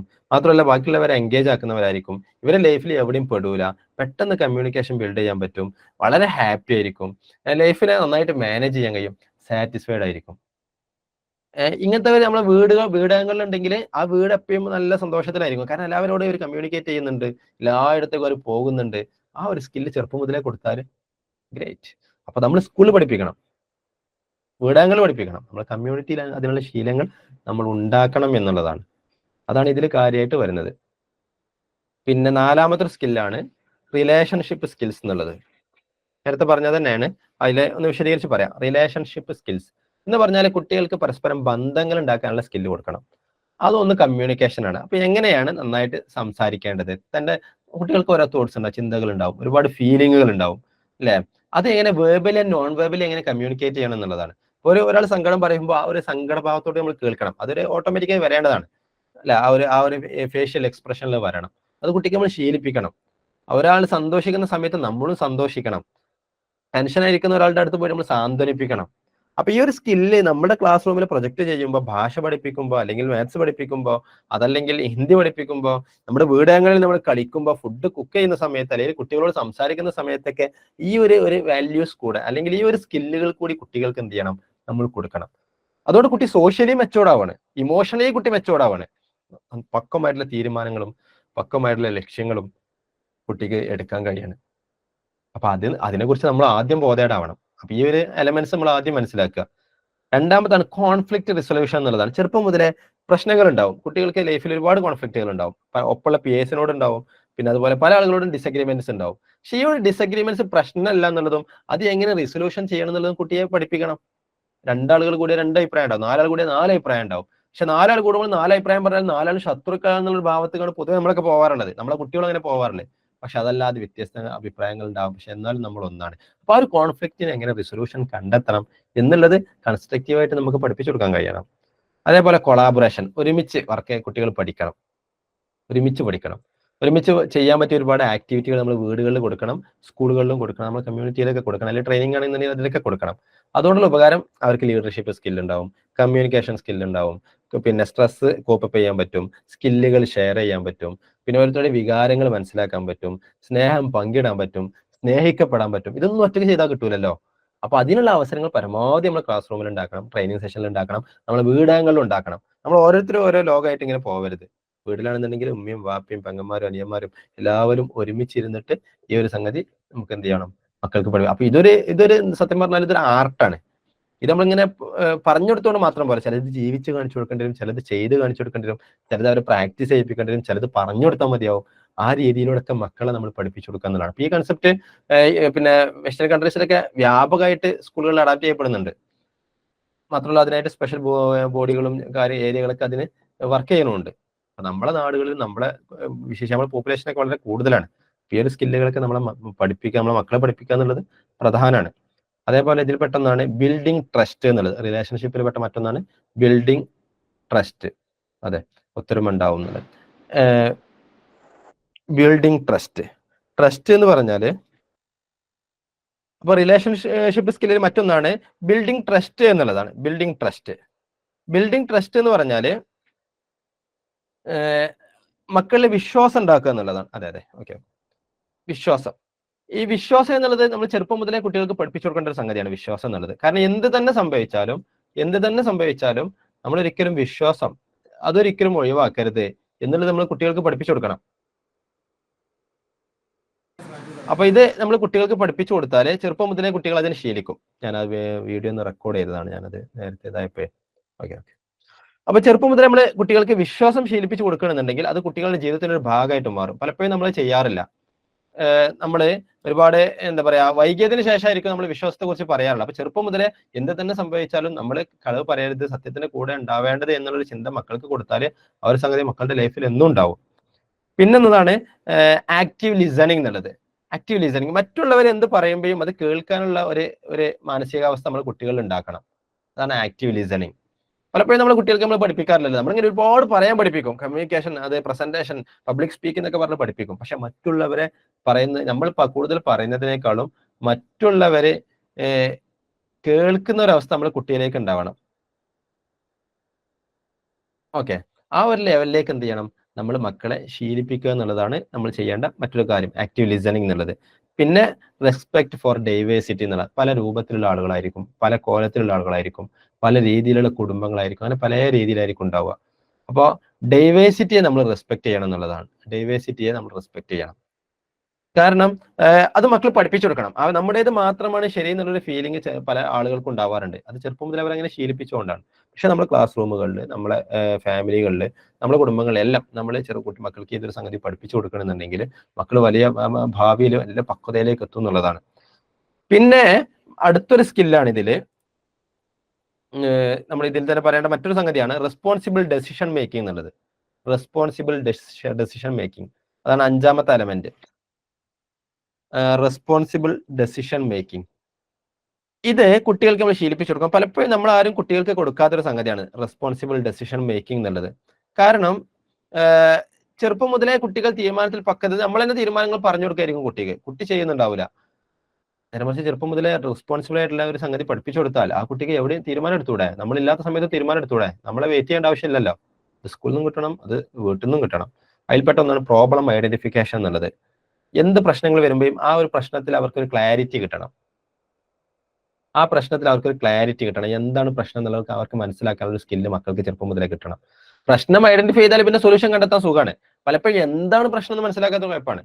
ചെറുപ്പം മുതൽ ആലോചിച്ച് നോക്കി, എന്ത് പ്രശ്നങ്ങൾ വരുമ്പോഴും എന്താണ് പ്രശ്നം എന്ന് കുട്ടി ഐഡന്റിഫൈ ചെയ്യാൻ മനസ്സിലാക്കിയാലേ പിന്നെ ആ കുട്ടിക്ക് നെക്സ്റ്റ് സൊല്യൂഷൻ ആലോചിച്ചാൽ പോരെ. അപ്പൊ നമ്മൾ പ്രൊജക്ടുകൾ കൊടുക്കുമ്പോൾ, കുട്ടികളോട് സംസാരിക്കുമ്പോൾ, പെരുമാറുമ്പോൾ ഒക്കെ എന്ത് പ്രശ്നങ്ങൾ വരുമ്പോഴും ആദ്യം ആ പ്രോബ്ലം ട്രബിൾ ഷൂട്ടിങ്, ആ പ്രോബ്ലം എന്താണെന്നുള്ള കണ്ടെത്താനുള്ള സ്കില്ല് നമ്മൾ മക്കൾക്ക് കൊടുക്കണം.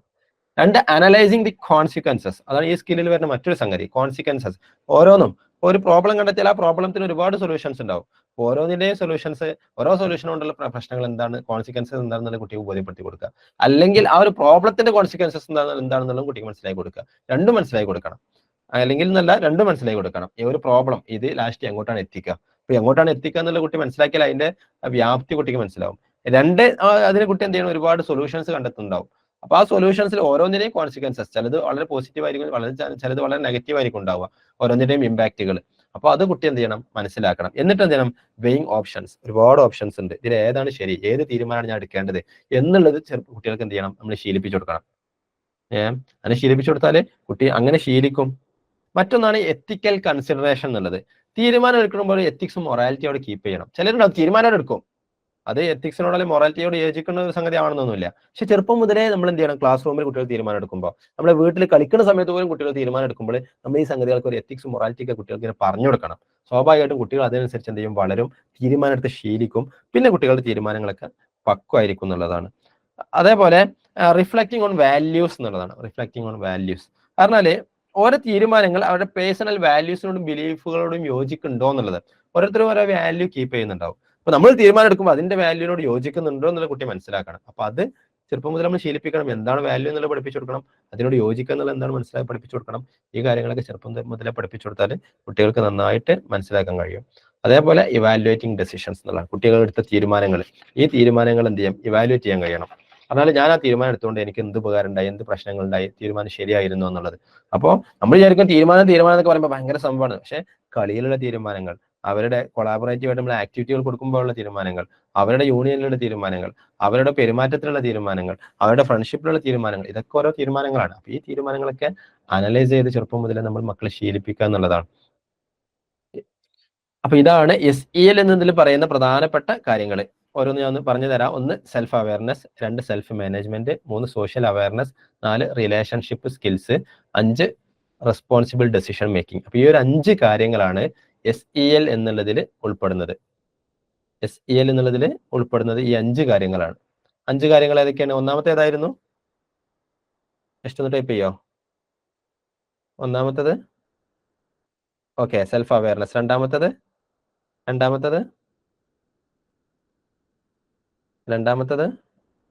Self management. മൂന്നാമത്തത്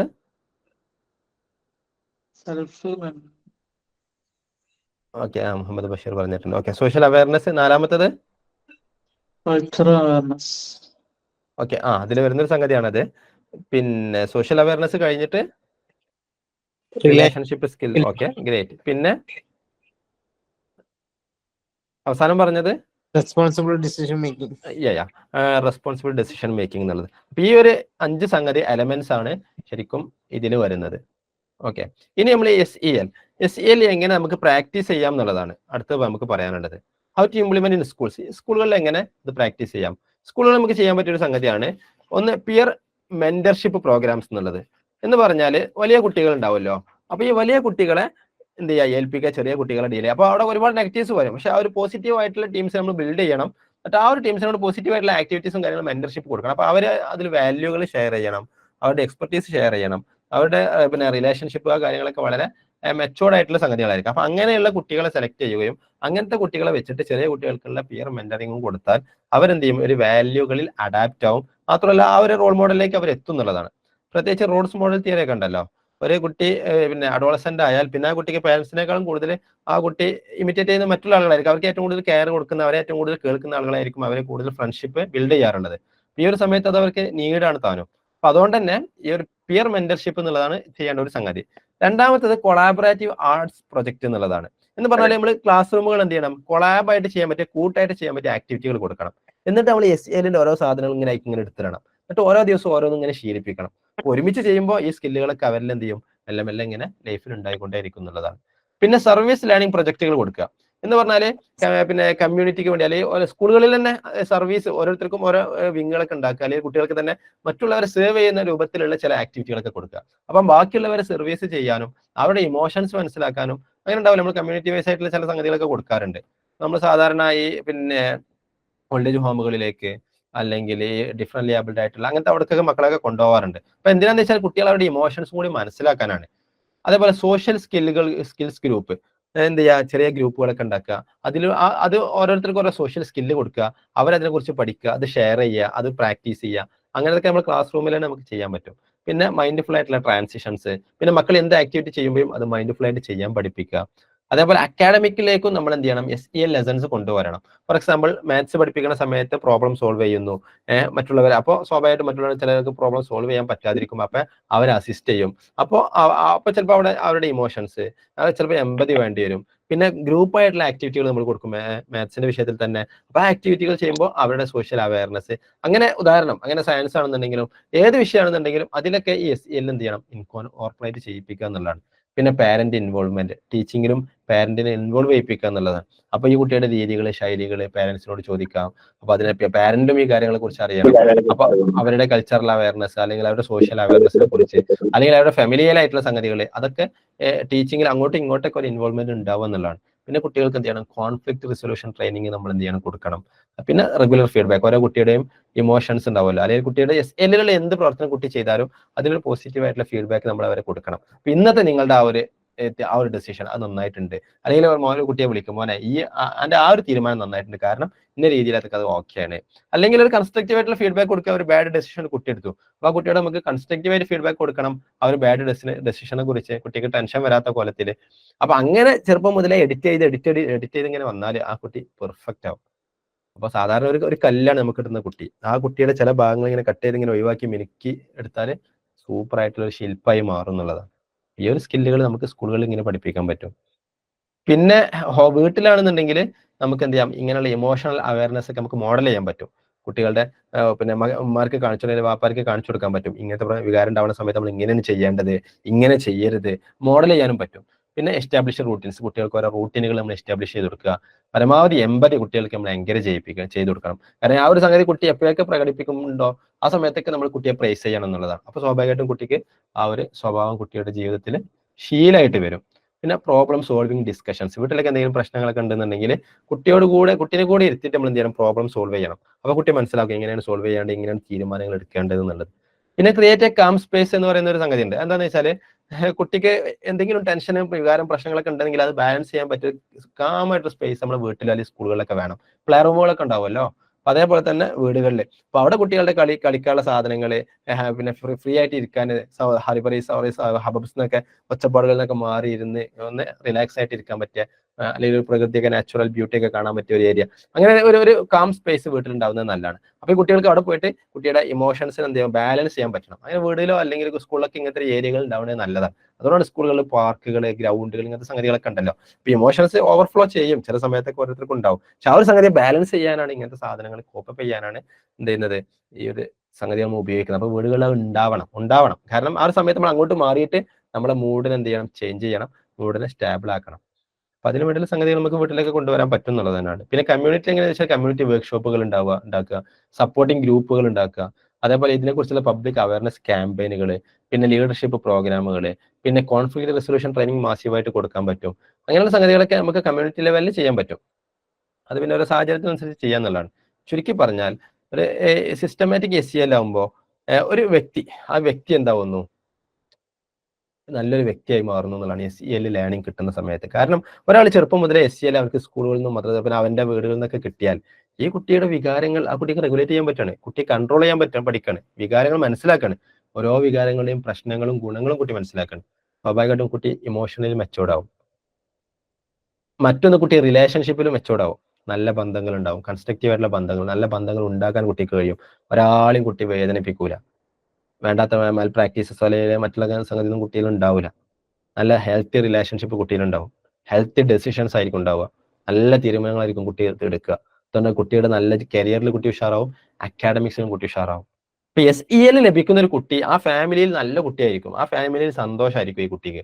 SEL ലഭിക്കുന്ന ഒരു കുട്ടി ആ സ്കൂളിൽ ആ കുട്ടി ഹാപ്പി ആയിരിക്കും, ആ കുട്ടിയുടെ അക്കാഡമിക്സിൽ ഭയങ്കര പെർഫോമൻസ് ആയിരിക്കും. അപ്പൊ മക്കൾക്ക് നല്ല സ്കോർ നേടണോ, കുട്ടി നല്ല കുട്ടിയാവണോ, ആ കുട്ടി ലൈഫിൽ വിജയിക്കണോ, നിങ്ങൾ SEL മക്കൾക്ക് പഠിപ്പിച്ചു കൊടുക്കുക എന്നുള്ളതാണ്.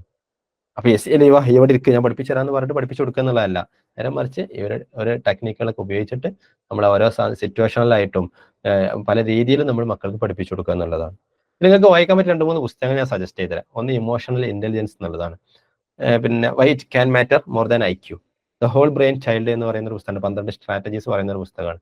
അതേപോലെ social and emotional learning in the class room, promoting mental health and academic success എന്ന് പറയുന്ന ഒരു പുസ്തകമാണ്. ഈ 3 പുസ്തകങ്ങളും നിങ്ങൾക്ക് അവസരം കിട്ടിയാൽ നിങ്ങൾ വായിക്കുക. അപ്പോൾ നമ്മൾ പ്രധാനമായിട്ട് നമ്മൾ പറഞ്ഞത് എന്താണ് SEL എന്ന് പറഞ്ഞു, എന്തിനാണ് SEL എന്നുള്ളത് പറഞ്ഞു. SELോടുള്ള ഉപകാരം, കുട്ടി അക്കാഡമിക് ലെവലും കുട്ടി ഉഷാറാവും, കരിയർ ലെവലും കുട്ടി ഉഷാറാവും, റിലേഷൻഷിപ്പ് ലെവലും കുട്ടി ഉഷാറാവും, ഡെസിഷൻ മേക്കിംഗ് ലെവലും കുട്ടി ഉഷാറാവും. അതിന് സ്കൂളുകളിലും വീടങ്ങളിലും നമ്മൾ പ്രാക്ടീസ് കുട്ടികൾക്ക് കൊടുക്കണം, ആ രീതിയിൽ കുട്ടികളോട് സംസാരിക്കണം, പെരുമാറണം എന്നുള്ളതാണ്. ഇനി നിങ്ങൾക്ക് ചോദ്യം ചോദിക്കാനുള്ള അവസരമാണ്. 8:57 ആയിട്ടുണ്ട്, 1 മണിക്കൂറാണ് നമ്മൾ പറഞ്ഞിരുന്നത്. അപ്പൊ നിങ്ങൾക്ക് ചോദ്യം ചോദിക്കാനുള്ള അവസരം തരാം. ഓക്കെ, ഷുഹൈബ് MP അല്ലേ, ചോദിച്ചോളൂ. പലപ്പോഴും ചില കുട്ടികൾ ഇപ്പോ നമ്മള് വീട്ടിൽ നിന്ന് ദേഷ്യം പിടിച്ചു വരുന്നതായിരിക്കും, നമ്മളെ മുന്നിലെത്തുമ്പോ കുട്ടികൾ ആ ഒരു ദേഷ്യത്തിലായിരിക്കും ഉണ്ടാകുക. അപ്പോ സ്കൂളിൽ നിന്നാണോ ഉദ്ദേശിച്ചത്? അതെ അതോ നോർമലി വീട്ടിൽ നിന്ന് തന്നെ? അല്ല നമ്മള് പഠിപ്പിക്കുന്ന സമയത്ത് കുട്ടികൾ ആ ഒരു വീട്ടിൽ നിന്ന്. ഓക്കെ. അപ്പൊ കുട്ടികളോടൊന്നും പറഞ്ഞിട്ട് പിന്നെ കാര്യമില്ല. പിന്നെ ആ ഒരു സ്വഭാവം, ഇപ്പോ ഒരു രക്ഷിതാവ് ഡിപ്രഷൻ ആയ കാരണത്താൽ കുട്ടിക്ക് വല്ലാണ്ട് എഫക്ട് ചെയ്ത്. അപ്പൊ അത് പിന്നെ നമ്മൾ നേരത്തെ പറഞ്ഞല്ലോ, കുട്ടിയെ എഫക്ട് ചെയ്യുന്നു, ടീച്ചേഴ്സും പാരന്റ്സും ഡിപ്രസ്ഡ് ആണെങ്കിൽ കുട്ടിയെ എഫക്ട് ചെയ്യും. അപ്പൊ അങ്ങനെയുള്ള അതെ, കുട്ടികൾ പറഞ്ഞോളൂ. ഏത് രീതിയിലാണ് നമ്മള് കുട്ടികളെ പെരുമാറ്റം മാറ്റാന്നുള്ളത്? ഓക്കെ, ഷുഹൈബ് ചോദിച്ചത് നല്ല ചോദ്യം കേട്ടോ, നല്ല ചോദ്യമാണ്. ഓക്കെ, അതിന്റെ ഉത്തരം എന്ന് പറയുന്നത് പലപ്പോഴും കുട്ടികള് ആ ഒരു ഇമോഷനോട് കൂടിയായിരിക്കും സ്കൂളുകളിലേക്ക് വരുന്നുണ്ടാവുക. അപ്പൊ ആ ഒരു ഡിപ്രഷൻ ശരിക്കും കുട്ടിയുടെ ലൈഫിൽ നമുക്ക് കാണാൻ പറ്റും, കുട്ടിയുടെ പെരുമാറ്റത്തിലും കാണാൻ പറ്റും. അപ്പൊ അതിലെ ബെസ്റ്റ് സ്ട്രാറ്റജി എന്ന് പറയുന്നത് ഇതിൽ തന്നെ കമ്മ്യൂണിക്കേഷനുമായി ബന്ധപ്പെട്ട ഒരു സംഗതിയാണ് റാപ്പോ ബിൽഡിംഗ് എന്നുള്ളത്. റാപ്പോ ബിൽഡിംഗ് എന്നുള്ള ആ കുട്ടിയോട് റാപ്പ് നന്നായിട്ട് ബിൽഡ് ചെയ്യും. ഇപ്പൊ കൗൺസിലിംഗിലും നമ്മൾ അത് തന്നെയാണ് യൂസ് ചെയ്യുക, തെറാപ്യൂട്ടിക്കൽ ലെവലൊക്കെ സംഗതി തന്നെ നമ്മൾ യൂസ് ചെയ്യുക. അപ്പൊ ഈ കുട്ടിയോട് റാപ്പ് ബിൽഡ് ചെയ്ത് കഴിഞ്ഞാൽ കുട്ടികളുടെ ഇമോഷൻസും മറ്റു കാര്യങ്ങളൊക്കെ കുട്ടി നമ്മോട് ഷെയർ ചെയ്യും. ഈ ഷെയർ ചെയ്യുന്നതോട് കൂടി തന്നെ കുട്ടിയുടെ ഒരു സംഗതി പകുതിയാവണേ. ശരിക്കും നമ്മുടെ ഇമോഷൻസ് ഒക്കെ കിടക്കുന്നത് റൈറ്റ് ബ്രെയിനിലാണ്, ലെഫ്റ്റ് ബ്രെയിൻ ഫുള്ളി ലോജിക്കാണ്. അപ്പൊ അതുകൊണ്ട് തന്നെ കുട്ടി ഇമോഷൻസ് ഇതൊക്കെ മനസ്സിലിങ്ങനെ വിങ്ങി കിടക്കായിരിക്കും. അത് കുട്ടി നമ്മോട് പറയുന്നതോട് കൂടെ അത് കുട്ടിയുടെ ലെഫ്റ്റ് ബ്രെയിനിലേക്ക് കൂടിയേ മാറണം. അതുകൊണ്ട് കാരണം ലാംഗ്വേജ് കിടക്കുന്നത് ലെഫ്റ്റ് ബ്രെയിൻ ആണ്, ഓർഗനൈസിങ് കിടക്കുന്നത് ലെഫ്റ്റ് ബ്രെയിൻ ആണ്. അപ്പോൾ റൈറ്റ് ബ്രെയിനും ലെഫ്റ്റ് ബ്രെയിനും കൂടി രണ്ടും കൂടി യൂസ് ചെയ്യുമ്പോൾ റൈറ്റ് ബ്രെയിനിൽ മാത്രം കിടന്ന ഇമോഷൻസ് ബാലൻസ് ആവണം. അപ്പോൾ കുട്ടിക്ക് പകുതി സമാധാനം അപ്പൊ തന്നെ കിട്ടും. രണ്ടാമത് കുട്ടി നമ്മോട് ഷെയർ ചെയ്തില്ല, റാപ്പ് ബിൽഡ് ചെയ്തതോടുകൂടി കുട്ടി എല്ലാം നമ്മോട് ഷെയർ ചെയ്ത് കഴിഞ്ഞാൽ പിന്നെ കുട്ടിയെ കൂടുതൽ കെയർ ചെയ്യാനും മെല്ലെ മെല്ലെ കുട്ടിക്ക് ഏറ്റവും ഇഷ്ടപ്പെട്ട കാര്യങ്ങൾ അങ്ങോട്ട് പറഞ്ഞു കൊടുക്കാനും ആ രൂപത്തിൽ നമുക്ക് പഠിപ്പിക്കാനും കുട്ടിയോട് ബന്ധം സ്ഥാപിക്കാനും നമുക്ക് കഴിയും. പിന്നെ ആ കുട്ടി എന്ത് പ്രശ്നം ഉണ്ടെങ്കിലും നമ്മോട് ഒന്നായിരിക്കും പറയാം. ഏറ്റവും കൂടുതൽ അറ്റാച്ച്മെന്റ് നമ്മോടായിരിക്കും ഉണ്ടാവുക. സ്വാഭാവികമായിട്ടും ആ കുട്ടി ഇമോഷണലി നമ്മോട് കണക്റ്റഡ് ആയി. അപ്പൊ നമുക്ക് എന്ത് ചെയ്യാം, മെല്ലെ മെല്ലെ ഓരോന്നും ഇങ്ങനെ പഠിപ്പിച്ചു കൊടുക്കാൻ പറ്റും. ഇങ്ങനത്തെ പ്രശ്നങ്ങൾ എല്ലാവർക്കും ഉണ്ടാവും. ബ്രീത്തിങ് എക്സസൈസുകൾ പഠിപ്പിച്ചു കൊടുക്കാം, സ്ട്രെസ്സിനെ റെഗുലേറ്റ് ചെയ്യാൻ, പിന്നെ മാറ്റാൻ കുറക്കാനും വേണ്ടിയിട്ട്. അതുപോലെ ഇങ്ങനെയുള്ള പിന്നെ ഡിപ്രഷൻ അല്ലെങ്കിൽ ഇങ്ങനത്തെ സ്റ്റേറ്റുകളൊക്കെ മാറ്റാനുള്ള ഇങ്ങനത്തെ റിലാക്സിങ് എക്സസൈസുകൾ പഠിപ്പിച്ചു കൊടുക്കാം. അല്ലെങ്കിൽ ഹീലിംഗ് ടോക്ക് സംസാരത്തിലൂടെ മാറ്റി കൊടുക്കാം. പിന്നെ ആ കുട്ടിയെ ക്ലാസ് റൂമിൽ എൻഗേജ് ചെയ്യിപ്പിച്ച് കുട്ടിയെ അതിൽ നിന്ന് മൂഡ് ചേഞ്ച് ആക്കാനും പറ്റും. ഈ രീതിയിലൂടെയൊക്കെ നമുക്ക് കുട്ടിയുടെ ഇമോഷൻസ് നമുക്ക് ചേഞ്ച് ചെയ്യാൻ പറ്റും, ട്രാൻസ്ഫോം ചെയ്യാൻ പറ്റും. ഓക്കെ, ഷോയിപ്പോ ക്ലിയർ ആണോ? ഓക്കെ, ക്ലിയർ ആണ്. Thank you. Okay, thank you. കുട്ടികൾ വാശി കാണിക്കുന്ന ടൈം SEL എങ്ങനെ ഡീൽ ചെയ്യുക. ഇപ്പൊ ഇതിലിപ്പോ ഞാനിപ്പോ ഷോയിപ്പ് ചോദിച്ച ചോദ്യം ഞാൻ തന്ന ആൻസർ ഞാൻ പറഞ്ഞൊരു പുസ്തകത്തിലുള്ളതാണ് കേട്ടോ. ദ ഹോൾ ബ്രെയിൻ ചൈൽഡ് എന്ന് പറയുന്ന ഒരു പുസ്തകത്തിൽ പറയുന്നതാണ് സംഗതി. ഇതേ ചോദ്യം എനിക്ക് തന്നെ മറുപടി തരാനുണ്ട്. ആ പുസ്തകത്തിൽ നിന്നുള്ള സ്ട്രാറ്റജിയാണ് തരാനുള്ളത്. കുട്ടികൾ വാശി കാണിക്കുന്ന സമയത്ത് എങ്ങനെയാണ് SEL ഉപയോഗിക്കുന്നത്. കുട്ടികൾ വാശി കാണിക്കുന്ന സമയത്ത് കുട്ടികൾ എന്തല്ല ലോജിക് അല്ല എന്നുള്ളതാണ്. കാരണം ഇമോഷൻ ആണ്. അപ്പൊ കണക്ട് ആൻഡ് റീഡയറക്ട് എന്നുള്ളൊരു തിയറി ഉണ്ട്. ഒരു 12 സ്ട്രാറ്റജികളാണ് ഇതിൽ പറയുന്നത്, ദ ഹോൾ ബ്രെയിൻ ചൈൽഡ് എന്നുള്ള പുസ്തകത്തിൽ. 2 പേര് കൂടി എഴുതിയിട്ടുള്ള റിസർച്ച് ചെയ്തിട്ടുള്ള പുസ്തകമാണ്. അപ്പൊ കണക്ട് ആൻഡ് റീഡയറക്ട്. അപ്പൊ ആദ്യം കുട്ടി വീണ സമയത്ത് എന്നോട് വീഴാൻ പറഞ്ഞോട് ആദ്യം പറഞ്ഞതല്ല അങ്ങോട്ട് പോയതുകൊണ്ടല്ലേ വീണത്, അങ്ങനെ പറയരുത്. അത് ലോജിക്കാണ്. നേരെ മറിച്ച് കുട്ടി വീണാൽ ഇമോഷണലി കുട്ടിയെ കണക്ട് ചെയ്യണം. എന്റെ കുട്ടി വീണോ, സാരല്ല കേട്ടോ എന്ന് പറഞ്ഞ് കുട്ടിയെ ചേർത്ത് പിടിക്കണം, കുട്ടിയെ താലോലിക്കണം. അതിന് ശേഷം പറയണം, എന്റെ കുട്ടി വീഴാൻ കാരണം അങ്ങോട്ട് പോയത് ഞാൻ ആദ്യം പറഞ്ഞില്ലേ, രണ്ടാമതേ ലോജിക് കൊണ്ടുവരാവൂ. അങ്ങനെ ആകുമ്പോൾ ഏത് കുട്ടികളും ആക്സെപ്റ്റ് ചെയ്യും എന്നുള്ളതാണ് പൊതുവെ. അപ്പൊ ആ ഒരു ഇമോഷനെ നമുക്ക് എന്ത് ചെയ്യാൻ പറ്റും, അങ്ങനെ കണക്ട് ചെയ്യാൻ പറ്റും. എന്നിട്ട് റീഡയറക്ട് ടു ലോജിക്. അതാണ് അവിടെ ചെയ്യേണ്ട സ്ട്രാറ്റജി. പിന്നെ കുട്ടികളോട് എന്തെങ്കിലുമൊക്കെ പറഞ്ഞു കൊടുക്കാൻ തുടങ്ങുമ്പോഴേക്കും ദേഷ്യപ്പെടും. അത് എങ്ങനെ മാറ്റിയെടുക്കുന്നതാണ്. ഇതിനൊരു കാരണം ഉണ്ടാവും കേട്ടോ. അപ്പൊ ഹസീന ചോദിച്ചൊരു ചോദ്യം, കുട്ടികളോട് എന്തെങ്കിലുമൊക്കെ പറഞ്ഞു കൊടുക്കാൻ തുടങ്ങുമ്പോഴേക്കും ദേഷ്യപ്പെടുന്നത് എങ്ങനെ മാറ്റിയെടുക്കാം. ഈ കുട്ടി ദേഷ്യപ്പെടാൻ തുടങ്ങിയത് ആദ്യം മുതലേ കുട്ടി ആ ഒരു സ്വഭാവമുള്ള കുട്ടി ആയിരിക്കൂല. ആ കുട്ടിയുടെ ജീവിതത്തിൽ എന്തെങ്കിലും ആന്റിസിഡൻസ് ഉണ്ടായിട്ടുണ്ടാവും, ഒരു സംഭവം ഉണ്ടായിട്ടുണ്ടാവും. അപ്പോൾ കൗൺസിലിംഗ് ലെവലിൽ നമ്മൾ ചെയ്യാറുള്ളത് എന്താ വെച്ചാൽ ആ ഒരു സംഭവം എന്താണെന്ന് മനസ്സിലാക്കിയിട്ട് അവിടെ നിന്ന് മുതലേ റിപ്പയർ ചെയ്യുന്നതാണ് കൗൺസിലിംഗ് ലെവലിൽ നമ്മൾ ചെയ്യാറുള്ളത്. പക്ഷേ SEL നമ്മൾ ചെയ്യേണ്ട ഒരു സംഗതി തന്നെയാണ്, ഈ കുട്ടിക്ക് ഇങ്ങനത്തെ ഒരു സ്വഭാവം വരാനുള്ള കാരണം എന്താണ്, അവിടേക്ക് നമ്മൾ തിരിച്ചു പോയിട്ട് അവിടെ നിന്ന് എന്ത് ചെയ്യുക, ഇങ്ങനെ മാറ്റി മാറ്റി കൊണ്ടുവരാ എന്നുള്ളതാണ്. അല്ലെങ്കിൽ സിമ്പിളി ചെയ്യേണ്ട ഒരു കാര്യം, ഈ കുട്ടിക്ക് ഏറ്റവും ഇഷ്ടപ്പെട്ട രീതിയിൽ നമ്മൾ സംസാരിക്കുക. ഫോർ എക്സാമ്പിൾ, കളിയോട് താല്പര്യമുള്ള കുട്ടിയാണെങ്കിൽ ആ കുട്ടിയോട് കളിയെ കുറിച്ച് സംസാരിക്കുക, അതിനെക്കുറിച്ച് എൻഗേജ്, അതിന്റെ ഇടയിലൂടെ കുട്ടിയോട് എന്ത് ചെയ്യുക, നമ്മൾ ഈ കാര്യം പറയാന്നുള്ളതാണ്. അപ്പൊ സ്വാഭാവികമായിട്ടും ആ കുട്ടിയുടെ ഒരു മൂഡ് ഒരു ബാലൻസ്ഡ് ലെവലിലേക്ക് എത്തും. ആ ഒരു സമയത്ത് നമ്മൾ കുട്ടിയോട് പറയുമ്പോൾ കുട്ടിയെ ചെയ്യും. രണ്ടാമത് കുട്ടികൾക്ക് ഓപ്ഷൻ കൊടുക്കുക എന്നുള്ളതാണ്, ചോയ്സ് കൊടുക്കുക. മോനെ ഇത് ചെയ്യണോ അത് ചെയ്യണോ ഉള്ള ഓപ്ഷൻ കൊടുക്കുക. അപ്പൊ രണ്ട് ചെയ്താലും നമ്മൾ ഉദ്ദേശിച്ച കാര്യമായിരിക്കും നടക്കേണ്ടത്. അപ്പോൾ ഓപ്ഷൻ കൊടുത്താൽ കുട്ടികൾക്ക് ഒന്നുകൂടി ഫ്രീഡം ഫീൽ ചെയ്യും, കുട്ടിയെ ചെയ്യുന്നതാണ്. മൂന്നാമത്തത് ഓഫർ അസിസ്റ്റ് എന്നുള്ളതാണ്. അതായത് ഈ ചെയ്തോ, ഞാൻ എന്ത് ചെയ്യാം, ഇത് ചെയ്തോ, ഈ ഇത് ചെയ്തിട്ടോ, രണ്ട് ചെയ്യണമെങ്കിൽ ഞാനും എൻ്റെ ഒപ്പം വരാം, ഞാനും ചെയ്താൽ ഞാനൊന്ന് സഹായിക്കാം. ഇങ്ങനെ ചെയ്തതോടുകൂടി ഒരു കുട്ടി ഒന്നും റെസിസ്റ്റ് ചെയ്യൂല, കുട്ടികളൊക്കെ ആക്സെപ്റ്റ് ചെയ്യുന്നുള്ളതാണ്.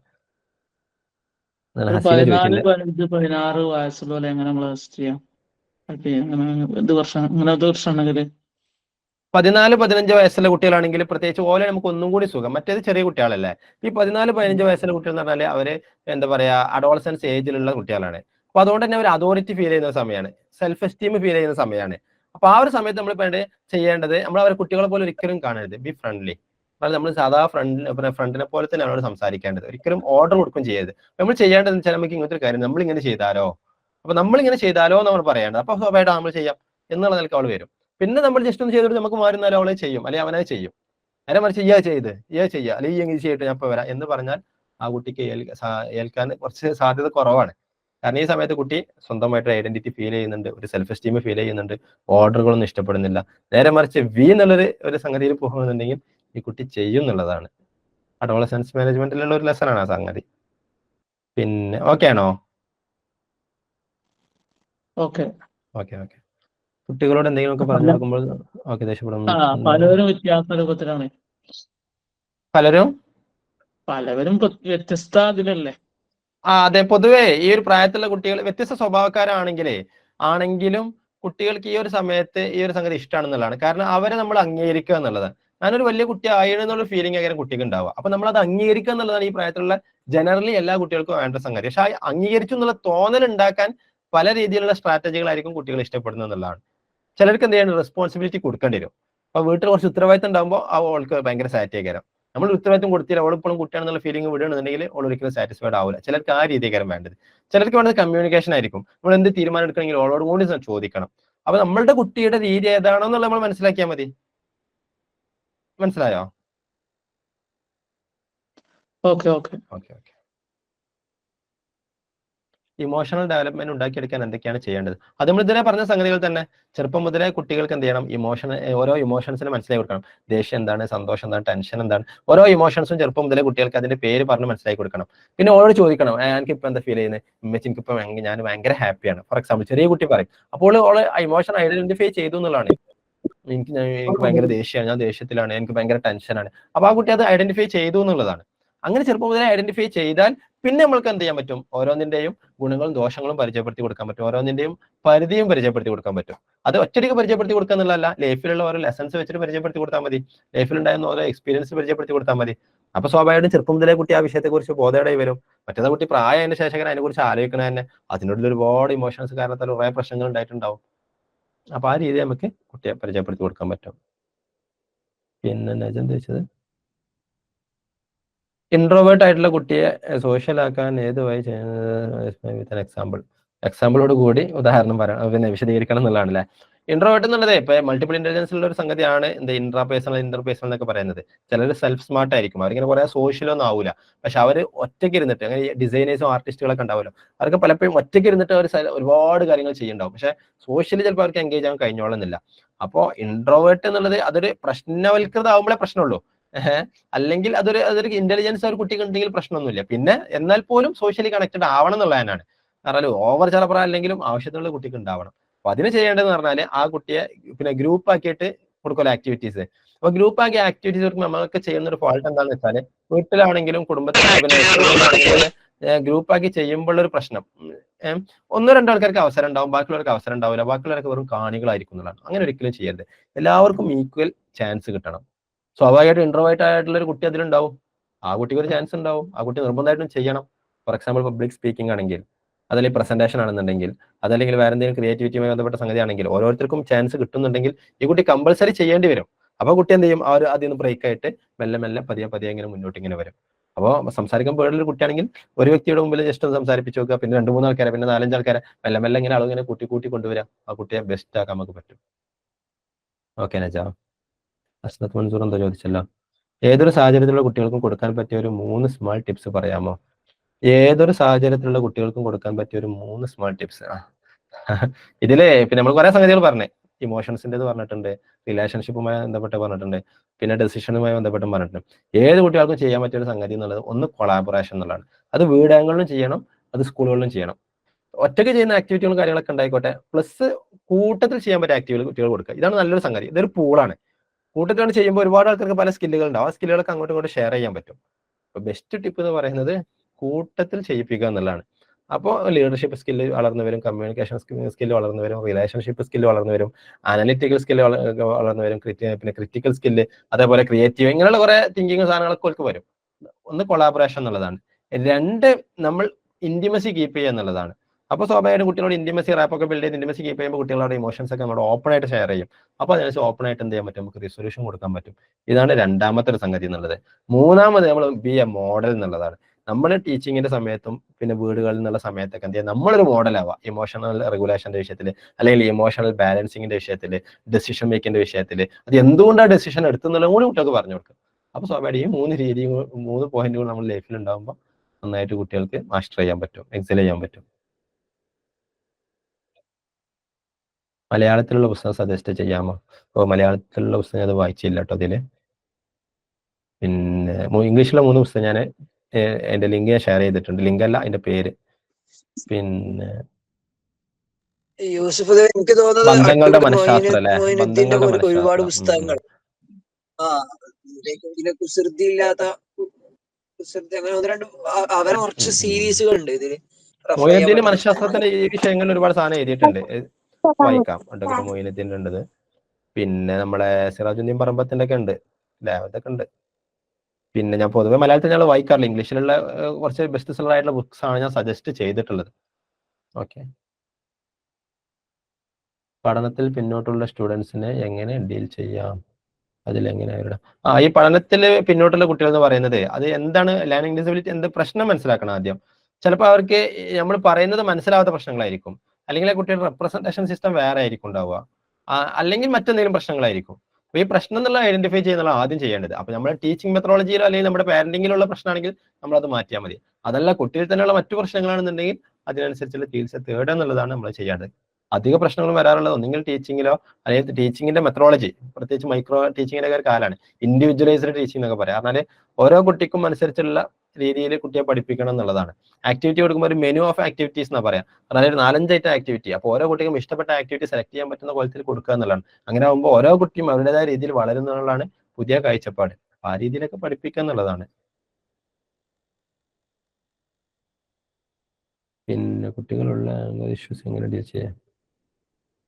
ആങ്കർ ഇഷ്യൂസ് എന്നുള്ളത് ഒന്നാമത് കുട്ടിയുടെ ആങ്കർ എന്നുള്ളൊരു സ്വഭാവം കുട്ടിക്ക് ഉണ്ട് എന്നുള്ള കുട്ടിക്ക് മനസ്സിലാവും. കുട്ടി ഐഡന്റിഫൈ ചെയ്യണം. പിന്നെ തീവ്രതയും അതിന്റെ കോൺസിക്വൻസസും കുട്ടിക്ക് മനസ്സിലാക്കി കൊടുക്കുക എന്നുള്ളതാണ്. അപ്പൊ അതിന് വിഷ്വലൈസേഷൻ ഒക്കെ പറ്റും. ഇങ്ങനെ ചെയ്താൽ ഇങ്ങനെയാണ് സംഭവിക്കുക. അങ്ങനെ 2-3 തവണ കുട്ടിക്ക് പറയുമ്പോൾ അത് കുട്ടിയുടെ മനസ്സിൽ പതിയും. പിന്നെ മെല്ലെ മെല്ലെ കുട്ടി ഇങ്ങനെ അതിൽ മാറി എന്നോളും. പിന്നെ പോയിന്റ് റിവാർഡ് പ്രോഗ്രാം ഒക്കെ ഉണ്ട്. ചെറിയ കുട്ടികളൊക്കെ ആണെങ്കിൽ പറയാം, ഈ ദേഷ്യം വരുന്ന സമയത്ത്, ഇങ്ങനത്തെ പ്രശ്നമുള്ള സമയത്ത് അപ്പൊ എന്നും ദേഷ്യം കാണിക്കുന്ന കുട്ടിയാണെങ്കിൽ ഈ തീരെ ദേഷ്യം കാണിച്ചില്ലെങ്കിൽ ഞാൻ എനിക്ക് 5 പോയിന്റ് തരും. അങ്ങനെ 50 പോയിന്റ് ആകുമ്പോൾ ഞാൻ എനിക്ക് ഒരു ഗിഫ്റ്റ് വാങ്ങിച്ചു. അപ്പൊ ചെറിയ എന്തെങ്കിലും ഗിഫ്റ്റ് ഒക്കെ ഓഫർ ചെയ്യുക. അപ്പൊ കുട്ടി സ്വാഭാവികമായിട്ട് ഗിഫ്റ്റിനും അല്ലെങ്കിൽ സ്റ്റാറിനും അല്ലെങ്കിൽ പോയിന്റിനും വേണ്ടി കുട്ടി ഇങ്ങനെ എന്ത് ചെയ്യും, ഒരുപാട് പരിശ്രമിക്കും. അങ്ങനെ ഒരു മാസം അല്ലെങ്കിൽ 2 ആഴ്ച ഒക്കെ ചെയ്താൽ ഗിഫ്റ്റ് ഒക്കെ വാങ്ങിക്കൊടുക്കാം. പക്ഷെ അപ്പോഴേക്കും കുട്ടിയുടെ സ്വഭാവം മാറിയിട്ടുണ്ടാവും എന്നുള്ളതാണ്. സ്റ്റേജ് ഫിയർ എങ്ങനെ മാറ്റുക എന്നുള്ളതിനുള്ള എക്സ്പോഷർ തെറാപ്പി നമ്മൾ CBT പറയാം. എന്താന്ന് വെച്ചാൽ സ്റ്റേജ് ഫിയർ എന്നുള്ള സംഗതി കുട്ടിക്ക് സ്റ്റേജിനോട് എന്തോ ഒരു പേടി എന്നാണ്. അപ്പോൾ മുമ്പിൽ നിൽക്കാൻ പേടി. അപ്പോൾ ആ കുട്ടിയെ നിരന്തരം എക്സ്പോസ് ചെയ്യിപ്പിക്കുക എന്നുള്ളതാണ്. അപ്പോൾ സംസാരിക്കാൻ പേടിയുള്ള കുട്ടിയാണെങ്കിൽ ഒരിക്കലും കുട്ടിയെ ക്ലാസ്സിന് മുമ്പ് വിളിക്കുക, അല്ലാണ്ട് ചിരിക്കാൻ പറയാം, അവനോട് ചിരിക്കാൻ പറയാം, പോയിരിക്കാൻ പറയാം. അടുത്ത ദിവസം കുട്ടിയോട് വന്നിട്ട് പേര് പറയാൻ പറയാം. ഫോർ എക്സാമ്പിൾ ഉദാഹരണം പറയാണ്. അടുത്ത ദിവസം എന്ത് ചെയ്യുക, കുട്ടിയോട് ഒരു സെന്റൻസ് വായിക്കാൻ പറയാം. അടുത്ത ദിവസം കുട്ടിയോട് ഒരു കഥ പറയാം, വായിക്കാൻ പറയാം. അടുത്ത ദിവസം കുട്ടിയോട് ജസ്റ്റ് ഒന്ന് സംസാരിക്കാൻ പറയാം. അങ്ങനെ മെല്ലെ മെല്ലെ കുട്ടിക്ക് നിരന്തരം കുട്ടിയെ എക്സ്പോസ് ചെയ്യുമ്പോൾ കുട്ടിക്ക് ആ ഒരു പേടി പോകുന്നുള്ളതാണ്. ഓക്കെ. വീടുകളിൽ നിന്നാണെങ്കിൽ അത് ചെയ്യിപ്പിക്കാൻ പറ്റുക. വീടുകളിൽ നിന്നും കണ്ണാടിയുടെ മുമ്പിലൊക്കെ വെച്ച് അങ്ങനെ ചെയ്യിപ്പിക്കാം. കുട്ടിയെ അങ്ങനെ നമ്മൾ വിഷ്വലൈസ് ചെയ്യിപ്പിക്കുന്നു, ഒരുപാട് ആളുകൾ ഓഡിയൻസ് ഉണ്ടെന്ന് സങ്കല്പിക്കുന്നു, അങ്ങനെ കുട്ടി പ്രസംഗിക്കുന്നു, കുട്ടി എല്ലാവരും ഇങ്ങനെ കൈയടിക്കുന്നു, അങ്ങനെ വിഷ്വലൈസേഷൻ ആ സംഗതികളൊക്കെ ഇതിൽ ചെയ്യാൻ പറ്റും. സ്ട്രെസ് മാനേജ്മെന്റിന് നമ്മൾ CC ടെക്നിക്ക് പറയാറുള്ള ഒന്ന് ബ്രീത്തിങ് ടെക്നിക്കാണ്. സ്ട്രെസ് ടെൻഷൻ വരികയാണെന്നുണ്ടെങ്കിൽ ആദ്യം ഡീപ്പായിട്ട് 3 വട്ടം ബ്രീത്ത് ചെയ്യാന്നുള്ളതാണ്. അപ്പൊ തന്നെ ഏകദേശം മസിലുകളൊക്കെ റിലാക്സ് ആവും, പിന്നെ ഹോർമോണുകളൊക്കെ ഏകദേശം ഒക്കെ സെറ്റിൽ ആവും എന്നുള്ളതാണ്. 2 വിഷ്വലൈസേഷൻ പറഞ്ഞാല് ഓൾ ഏറ്റവും ഹാപ്പി ആയിട്ടുള്ള മൊമെന്റുകൾ അല്ലെങ്കിൽ ഹാപ്പിനെസ് ഉണ്ടാക്കുന്ന മൊമെന്റുകൾ പിന്നെ ഓൻ എന്ത് ചെയ്യുക, ചിന്തിക്കാൻ പറയാം. അങ്ങനെ വിഷ്വലൈസ് ചെയ്യുമ്പോൾ സമയത്ത് എന്ത് ചെയ്യും, ഈ സ്ട്രെസ്സുകൾ മെല്ലെ മെല്ലെ കുറഞ്ഞ് ഹോർമോണുകളൊക്കെ ഇങ്ങനെ ബാലൻസ് ആവും. ഇങ്ങനത്തെ സംഗതികളൊക്കെയാണ് ചെയ്യാറുള്ളത്. ഓക്കെ, നമുക്ക് വൈൻഡപ്പ് ചെയ്യാല്ലേ റബി? കുട്ടികളെ സെൽഫ് കോൺഫിഡൻസ് ഉണ്ടാക്കാൻ എന്തുകൊണ്ട്? സെൽഫ് കോൺഫിഡൻസ് ഉണ്ടാക്കാനുള്ള ഏറ്റവും നല്ല മാർഗം എന്ന് പറയുന്നത് കുട്ടികളുടെ ഓരോ വീഴ്ചയിലും കുട്ടികളെ നിരുത്സാഹപ്പെടുത്താതിരിക്കുക എന്നുള്ളതാണ്. കാരണം കുട്ടികളുടെ അടുത്ത് വീഴ്ച പറ്റും. പലപ്പോഴും കുട്ടികളൊന്നും നെക്സ്റ്റ് സ്റ്റെപ്പ് എടുക്കാതിരിക്കാനുള്ള കാരണം നമ്മൾ ഈ ഒരു ബുള്ളിങ് അല്ലെങ്കിൽ ടീസിങ്, അതല്ലെങ്കിൽ ബാക്കിയുള്ളവരുടെ ഒരു പിന്നെ എന്താ പറയാ കളിയാക്കി, ഇതൊക്കെ ആലോചിച്ചിട്ടായിരിക്കും. അപ്പൊ കുട്ടികൾ തെറ്റ് പറ്റുന്നുള്ളതും കുട്ടികളെ ബോധിപ്പിക്കണം. തെറ്റ് പറ്റിയിട്ടും വീണ്ടും അത് ചെയ്യുന്ന ആളുകളാണ്, എന്നിട്ട് അതിൽ സക്സസ് കണ്ടെത്തുന്ന ആളുകളാണ് പിന്നെ ലൈഫിൽ വിജയിച്ചിട്ടുള്ള ഫീലിംഗ് കുട്ടികൾക്ക് ഉണ്ടാവണം. സ്വാഭാവികമായിട്ട് ഒരു തെറ്റ് പറ്റുമ്പോൾ കുട്ടി എന്താ ആലോചിക്കുക, ആങ്കറാവും. കാരണം തെറ്റെല്ലാവർക്കും പറ്റും. അപ്പൊ എന്നിട്ടും എണീക്കുന്ന ആളാണ് അപ്പൊ സ്വാഭാവികമായിട്ടും ഇങ്ങനെ തെറ്റുകൾ പറ്റുന്ന സമയത്തൊക്കെ അവൻ വീണ്ടും വീണ്ടും ചെയ്യുന്നു. അങ്ങനെ എല്ലാ തെറ്റുകളിൽ നിന്നും ആ കുട്ടി ഇങ്ങനെ മാറിയിട്ട് ഒരു കോൺഫിഡന്റ് ലെവലിലേക്ക് ആ കുട്ടി എത്തുന്നു എന്നുള്ളതാണ്. അപ്പൊ ചെറുപ്പം മുതൽ ആ ഒരു ലെസൺ കുട്ടിക്ക് കൊടുത്താൽ, മറ്റെന്താണ് തെറ്റ് പറ്റൂല, തെറ്റ് പറ്റാൻ പാടില്ല എന്നുള്ള ഫീലിംഗ് കുട്ടിക്ക് വന്നാൽ കുട്ടി ഒന്ന് ചെയ്യുമ്പോൾ തെറ്റ് പറ്റുന്നു, കുട്ടി മനസ്സിലാക്കുന്നു ഞാൻ ഡൗൺ ആയിട്ടുണ്ട്, എന്നെ കൊണ്ട് ചെയ്യാൻ കഴിയൂല, കുട്ടി പിൻവാങ്ങുന്നു, വിത്ഡ്രോവൽ വരുന്നു, കുട്ടി ഒന്നും ചെയ്യൂല. നേരെ മറിച്ച് ആ ഒരു ഫീലിംഗ് കൊടുത്താൽ, ടാലന്റ് ഉള്ള ഒരുപാട് ആളുകൾ ലോകത്തുണ്ട്. പക്ഷെ ടാലന്റ് ഉണ്ടായിട്ടും വിജയിക്കാത്ത ഒരുപാട് ആളുകളുണ്ട്. പക്ഷെ ടാലന്റ് കുറവായിട്ടും വിജയിച്ച ഒരുപാട് ആളുകളുണ്ട്. അപ്പൊ ടാലന്റ് പ്ലസ് ഹാർഡ് വർക്ക്, പിന്നെ തെറ്റുകളിൽ നിന്ന് പാഠം പഠിക്കാം, ഈ സംഗതികളൊക്കെ ഉണ്ടാവുമ്പോഴാണ് മുന്നോട്ട് പോവുക. അത് നമ്മൾ കുട്ടിക്ക് പഠിപ്പിച്ചാൽ മതി ചെറുപ്പം മുതൽ. അതൊക്കെ നമ്മൾ ചെറുപ്പം മുതലേ കൊടുത്താൽ മതി ഈ പാഠങ്ങളൊക്കെ. എന്നാൽ കുട്ടികളൊക്കെ എല്ലാത്തിനും വിജയിക്കും. നമ്മളിതൊന്നും കൊടുക്കൂലല്ലോ. പിന്നെ ആരെങ്കിലുമൊക്കെ പറയുമ്പോഴാണ് കുട്ടി അറിയുള്ളൂ. അപ്പൊ വീണ്ടും വീണ്ടും ചെയ്യുക എന്നുള്ളതാണ്, കുട്ടിനെ ബോധിപ്പിക്കുക എന്നുള്ളതാണ്. അതുപോലെ ഈ ഓവർ സ്മാർട്ട് ആയിട്ടുള്ളവരുണ്ടാവില്ലേ, ചെറിയ കുട്ടികൾ ഭയങ്കര സ്മാർട്ട് അല്ല, അതിനേക്കാളും ഹൈപ്പർ ആക്ടിവിറ്റി ഉള്ള ഇതായിട്ടുണ്ടാവും. ഉദ്ദേശിച്ചത്. ഇതിന്റെ ഓപ്പോസിറ്റ് സ്വാഭാവികമായിട്ടും കുട്ടികൾ ഉണ്ടാവും അങ്ങനത്തെ കുട്ടികളെ. അപ്പൊ അതില് നമ്മൾ അവരെ പറ്റുന്ന നിരുത്സാഹപ്പെടുത്തിയാല് അവർ പിന്നെ 10 ഇൻട്രോവേർട്ട് ആവും ചെയ്യും, അങ്ങനെ ഉണ്ടാവും. അപ്പൊ ഈ കുട്ടികളുടെ ഒരു ഭാവന എന്താ വെച്ചാൽ ഞാനാണ് ഏറ്റവും സ്മാർട്ട് ആയിട്ടുള്ളത്, ഞാനാണ് ഏറ്റവും കാലിബേർഡ് ആയിട്ടുള്ളത്, ആ ഒരു ഫീലിംഗ് ആണ് കുട്ടികൾക്ക് വരുന്നത്. അപ്പോ ഇത് നെഗറ്റീവായിട്ടല്ല, പക്ഷേ ഈ കുട്ടികളിൽ അത്ര ടാലന്റഡ് അല്ലാത്ത ഏരിയകൾ ഉണ്ടാവും. അപ്പൊ ആ ഏരിയകളിലുള്ള ആക്ടിവിറ്റികൾ കൂടി എന്ത് ചെയ്യണം, കളക്റ്റീവായിട്ട് കുട്ടികൾക്ക് കൊടുക്കുക. അപ്പൊ ചിലപ്പോൾ ഈ കുട്ടിക്ക് അത്ര എക്സൽ ചെയ്യാൻ പറ്റിക്കോളുന്നില്ല. അപ്പൊ ഈ കുട്ടി ഒന്ന് ഡൗൺ ആവും. പക്ഷെ നമ്മൾ എന്ത് ചെയ്യണം, വീണ്ടും ആ കുട്ടിയെ പ്രൊമോട്ട് ചെയ്യണം. പക്ഷെ അപ്പൊ കുട്ടി എന്ത് മനസ്സിലാക്കും, ഞാൻ ഇവരത്ര എക്സൽ അല്ല ഈ വിഷയത്തിൽ, പക്ഷെ എന്നാലും എനിക്ക് വിജയിക്കാൻ കഴിയും, അല്ലെങ്കിൽ ഒന്ന് ഉഷാറാവാൻ കഴിയും നമുക്ക് ആ കുട്ടി മനസ്സിലാക്കും. അപ്പൊ സ്വാഭാവികമായിട്ട് ആ കുട്ടി ഡൗൺ ആവുന്നു, എന്നാൽ ആ ഒരു വിഷയത്തിൽ കുട്ടി ബാലൻസ് ആവാൻ ശ്രമിക്കും ചെയ്യുന്നു. അപ്പൊ നമ്മൾ ആ കുട്ടിക്ക് ഒരു ബോധം ഉണ്ടാക്കി കൊടുക്കുന്നു, അപ്പൊ മോട്ടിവേഷൻ കൊടുക്കുന്നു. ആ കുട്ടി മെല്ലെ മെല്ലെ ആ വിഷയത്തിലും ഉഷാറായിക്കോളും. അപ്പോൾ ആ ഒരു വലിയ ഓവർ എന്നുള്ളതിൽ നിന്ന് കുട്ടി ഒന്ന് മെല്ലെ താഴ്ന്നു വരും. പക്ഷെ ആ കുട്ടിയെ ശരിക്കും ആ വിഷയത്തിൽ താഴ്ചയിൽ തന്നെ ആയിരിക്കും, പക്ഷെ ആ താഴ്ചയിൽ നിന്ന് ആ കുട്ടിയെ ഉയരാൻ നമ്മൾ സഹായിക്കും ചെയ്യുന്നുണ്ട്. അതാണ് അതിനുള്ള ഒരു ടെക്നിക്ക് എന്ന് പറയുന്നത്. Is it clear? അല്ല, പലപ്പോഴും പിന്നെ ഈ സംസാരത്തിൽ കുറച്ച് മുന്നിലുള്ള കുട്ടികൾ ഉണ്ടാകുമ്പോ, ചെറിയ കുട്ടികളാകുമ്പോ അതെ അവരെല്ലാണ്ട് അതെ അതെ, അതിനുള്ള ഏറ്റവും നല്ല ആക്ടിവിറ്റി ഇതാണ്. പറഞ്ഞാല് അവർക്ക് നമ്മൾ ആക്ടിവിറ്റി കൊടുക്കുക, സംസാരവുമായി ബന്ധപ്പെട്ടതല്ലാത്ത ആക്ടിവിറ്റീസ് കൊടുക്കുക. അപ്പൊ ചിലപ്പോൾ അവർ അത്ര ഡയലി ഉഷാറായിക്കോളുന്നില്ല കുട്ടികൾ, അങ്ങനത്തെ ആക്ടിവിറ്റി ഒന്ന് കൊടുക്കണം. അപ്പൊ ബാക്കിയുള്ളവർ ഉഷാറാവുന്ന വിഷയത്തിൽ ഈ കുട്ടിക്ക് ഒന്ന് ഡൗൺ ആവും. ഡൗൺ ആവുന്ന സമയത്ത് ആ കുട്ടി എന്ത് മനസ്സിലാക്കും, ഞാൻ എല്ലാത്തിലും ഉഷാറല്ല എന്ന് മനസ്സിലാക്കും. പക്ഷെ അപ്പൊ നമ്മൾ ആ കുട്ടിയെ മോട്ടിവേഷൻ കൊടുക്കും, പക്ഷെ എനിക്കും ഇതിൽ ഉഷാറാവും, അവരെ പോലെ ഉഷാറാവാൻ കഴിയുമെന്ന് നമ്മൾ ആ കുട്ടിക്ക് ഒരു മോട്ടിവേഷൻ കൊടുക്കുമ്പോൾ സ്വാഭാവികമായിട്ട് ആ കുട്ടി അതിൽ എത്താൻ ശ്രമിക്കും അവരുടെ കൂടെ. അപ്പൊ സ്വാഭാവികമായിട്ട് ആ കുട്ടി ബാലൻസ് ആവും. അപ്പൊ നമ്മൾ കുട്ടി എന്ത് ചെയ്യുന്നില്ല, മാനസികമായിട്ട് നമ്മൾ തളർത്തുന്നില്ല, മറിച്ച് ആ കുട്ടി ഡൗൺ ആയ വിഷയത്തിൽ നമ്മൾ കുട്ടിയെ ഉയർത്താനാണ് ശ്രമിച്ചത്. പക്ഷെ എന്നാലോ ആ കുട്ടി മനസ്സിലാക്കി, ഞാൻ എല്ലാറ്റിലും ഉഷാറല്ല എന്നുള്ള ഒരു ഓവർ കോൺഫിഡൻസ് നിന്ന് കുട്ടി ഒരു ബാലൻസിലേക്ക് എത്തുകയും ചെയ്തു. ക്ലിയർ ആയോ? ഓക്കെ ഓക്കെ ഓക്കെ, നമ്മൾ അതിൻ്റെ ഒപ്പം ചെയ്താലോ? മറ്റുള്ളവരോട് സംസാരിക്കാൻ ഇപ്പം എന്താണ്? നമുക്ക് ഓക്കെ നമുക്ക് ആ വൈൻഡപ്പ് ഓക്കെ ചെയ്യാൻ ഓക്കെ. തോന്നുന്നു. ഓക്കെ, ഏതായാലും പിന്നെ ഇനി നമ്മളെ ഫീഡ്ബാക്ക് വേണമെന്നുണ്ടെങ്കിൽ ഒന്ന് സോഷ്യ രണ്ടാൾക്കാർക്ക് പറയാലല്ലേ? ഓക്കെ ഒന്ന് രണ്ടാൾക്ക് ഫീഡ്ബാക്ക്.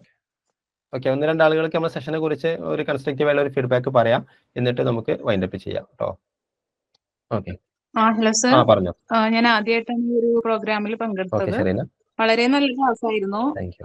എനിക്ക് ഇതിന്റെ ഒരു റെക്കോർഡ് കിട്ടുകയാണെങ്കിൽ വളരെ റെക്കോർഡ് ഉപകാരമായിരിക്കും. ഗ്രൂപ്പിൽ ഷെയർ കാരണം ചെയ്യും കേട്ടോ, റെക്കോർഡ് ഷെയർ ചെയ്യും. ഇനി വേണ്ടവർക്ക് ഇതിൽ പ്രത്യേകിച്ച് ടീച്ചേഴ്സിനൊക്കെ ആകുമ്പോൾ അവർക്ക് അപ്രൈസലിനും മറ്റൊക്കെ സർട്ടിഫിക്കറ്റിന്റെ ആവശ്യമുണ്ട്. അപ്പോൾ അത് വേണമെന്നുണ്ടെങ്കിൽ അതിനൊരു പിന്നെ ഗൂഗിൾ ഫോം ഷെയർ ചെയ്ത് തരും. അതിൽ ചെറിയൊരു ക്വിസ് ഉണ്ടാവും, ഒരു 5-10 ക്വസ്റ്റ്യൻസ് ഉള്ള. അത് ചെയ്താൽ ചെറിയ 50 രൂപ എത്ര പേയ്മെന്റ് ചെയ്താൽ സർട്ടിഫിക്കറ്റ് നിങ്ങൾക്ക് തരുന്നതാണ് കേട്ടോ. വേണ്ടവർക്ക് റെക്കോർഡ് ഏതായാലും ഗ്രൂപ്പിൽ ഷെയർ ചെയ്ത് തരും. ഓക്കെ ഓക്കെ ശരി, okay, thank you sir, thank you so much. Thank you Shareena. Okay, ഒരാൾക്കും കൂടി പറയാം. ഓക്കെ, അസ്സലാമു അലൈക്കും. വലൈക്കും സ്സലാം. പറഞ്ഞോളൂ ഷുഹൈബ്. അടിപൊളി. നമുക്ക് നമ്മളെ സംബന്ധിച്ചിടത്തോളം കുട്ടികളായിട്ട് കൂടുതൽ ഇടപെടുന്നവരായതുകൊണ്ട് ഇങ്ങനത്തെ കാര്യങ്ങള് കുറച്ചും കൂടിയും എന്താ പറയാ, നമ്മളെ സംബന്ധിച്ചിടത്തോളം വളരെ ഉപകാരമുള്ളതാണ്. മാഷാ അല്ലാഹ്, നല്ല ക്ലാസ് താങ്ക് യു ഷുഹൈബ്. പോലുള്ള ക്ലാസ്സുകൾ എന്നെ പ്രതീക്ഷിക്കുന്നു. ഇൻഷാ അല്ലാഹ്. അസ്സലാമു അലൈക്കും. വലൈക്കും സ്സലാം. ജസാക്കല്ലാഹു ഖൈറ. ഇൻഷാ അല്ലാഹ് ഇനി ഈ ഗ്രൂപ്പിൽ തന്നെ പിന്നെ ഒരുപാട് കോഴ്സുകൾ ഫ്രീ ആയിട്ട് ഇതുപോലെ വരും. നിങ്ങൾ ഗ്രൂപ്പിൽ തന്നെ നിലനിൽക്കുക. ഈ നെക്സ്റ്റ് ആയിട്ടുള്ളത് how to prepare and attend interviews എന്നുള്ളൊരു വെബിനാറാണ് ഇനി അടുത്തതുള്ളത്. അത് ഈ ഗ്രൂപ്പിൽ അറിയിക്കും. ഏതായാലും നിങ്ങൾ ഈ ഒരു സെഷനിൽ പങ്കെടുത്തതിന് നന്ദി. Thank you. ജസാക്കുമുല്ലാഹ് അഹ്സനൽ ജസാ. ഓക്കെ റബ്ബി. ഓക്കെ, നമുക്ക് വൈൻഡപ്പ് ചെയ്യാം. പിന്നെ നേരത്തെ യൂസുഫ് ദുബൈ സൂചിപ്പിച്ചതുപോലെ തന്നെ ഇൻഷാ അല്ലാഹ് നമുക്ക് വേണ്ട ആളുകൾക്ക് സർട്ടിഫിക്കേഷൻ പ്രൊസീജിയർ നേരത്തെ അറിയിച്ചു. അത് ഗ്രൂപ്പിൽ അപ്ഡേറ്റ് ചെയ്യും. നിങ്ങൾക്ക് അത് വേണമെങ്കിൽ ഫോളോ ചെയ്തിട്ട് സർട്ടിഫിക്കറ്റ് നിങ്ങൾക്ക് അപേക്ഷിക്കാവുന്നതാണ്. നമ്മൾ അടുത്ത സെഷൻ നമ്മൾ പ്ലാൻ ചെയ്തിട്ടുള്ളത് ഇപ്പൊ പറഞ്ഞതുപോലെ ഇന്റർവ്യൂകൾക്ക് എങ്ങനെ പ്രിപ്പയർ ചെയ്യാം, അതെങ്ങനെ അറ്റൻഡ് ചെയ്യാം എന്നുള്ളതാണ്. അതിന്റെ കറക്റ്റ് എക്സാക്ട് ഡേറ്റും അതുപോലെ ഫാക്കൽറ്റി ആരാന്നുള്ളതും നമ്മൾ 2 ദിവസത്തിനകം തന്നെ ഔട്ട് ചെയ്യുന്നതായിരിക്കും. അപ്പം ഏതായാലും ഈ ഒരു ഈവനിങ് നമ്മളോടൊപ്പം ജോയിൻ ചെയ്ത എല്ലാവർക്കും ഹദിയയുടെ പേരിൽ, ഹദിയ സെന്റർ ഫോർ സോഷ്യൽ എക്സലൻസിന്റെ പേരിൽ കൃത്യമായ നന്ദി രേഖപ്പെടുത്തുകയാണ്. ഇതുപോലെ ഒരുപാട് ഫ്രൂട്ട്ഫുൾ ആയിട്ടുള്ള സെഷനുമായിട്ട് നമുക്ക് വീണ്ടും ഒരുമിക്കാം. നിങ്ങളുടെ സൗഹൃദ വലയങ്ങളിലേക്കൊക്കെ ഇതിന്റെ സന്ദേശങ്ങൾ എത്തിക്കുമെന്ന വിശ്വാസത്തോടു കൂടി നമുക്ക് വൈൻഡപ്പ് ചെയ്യാം. Thank you very much.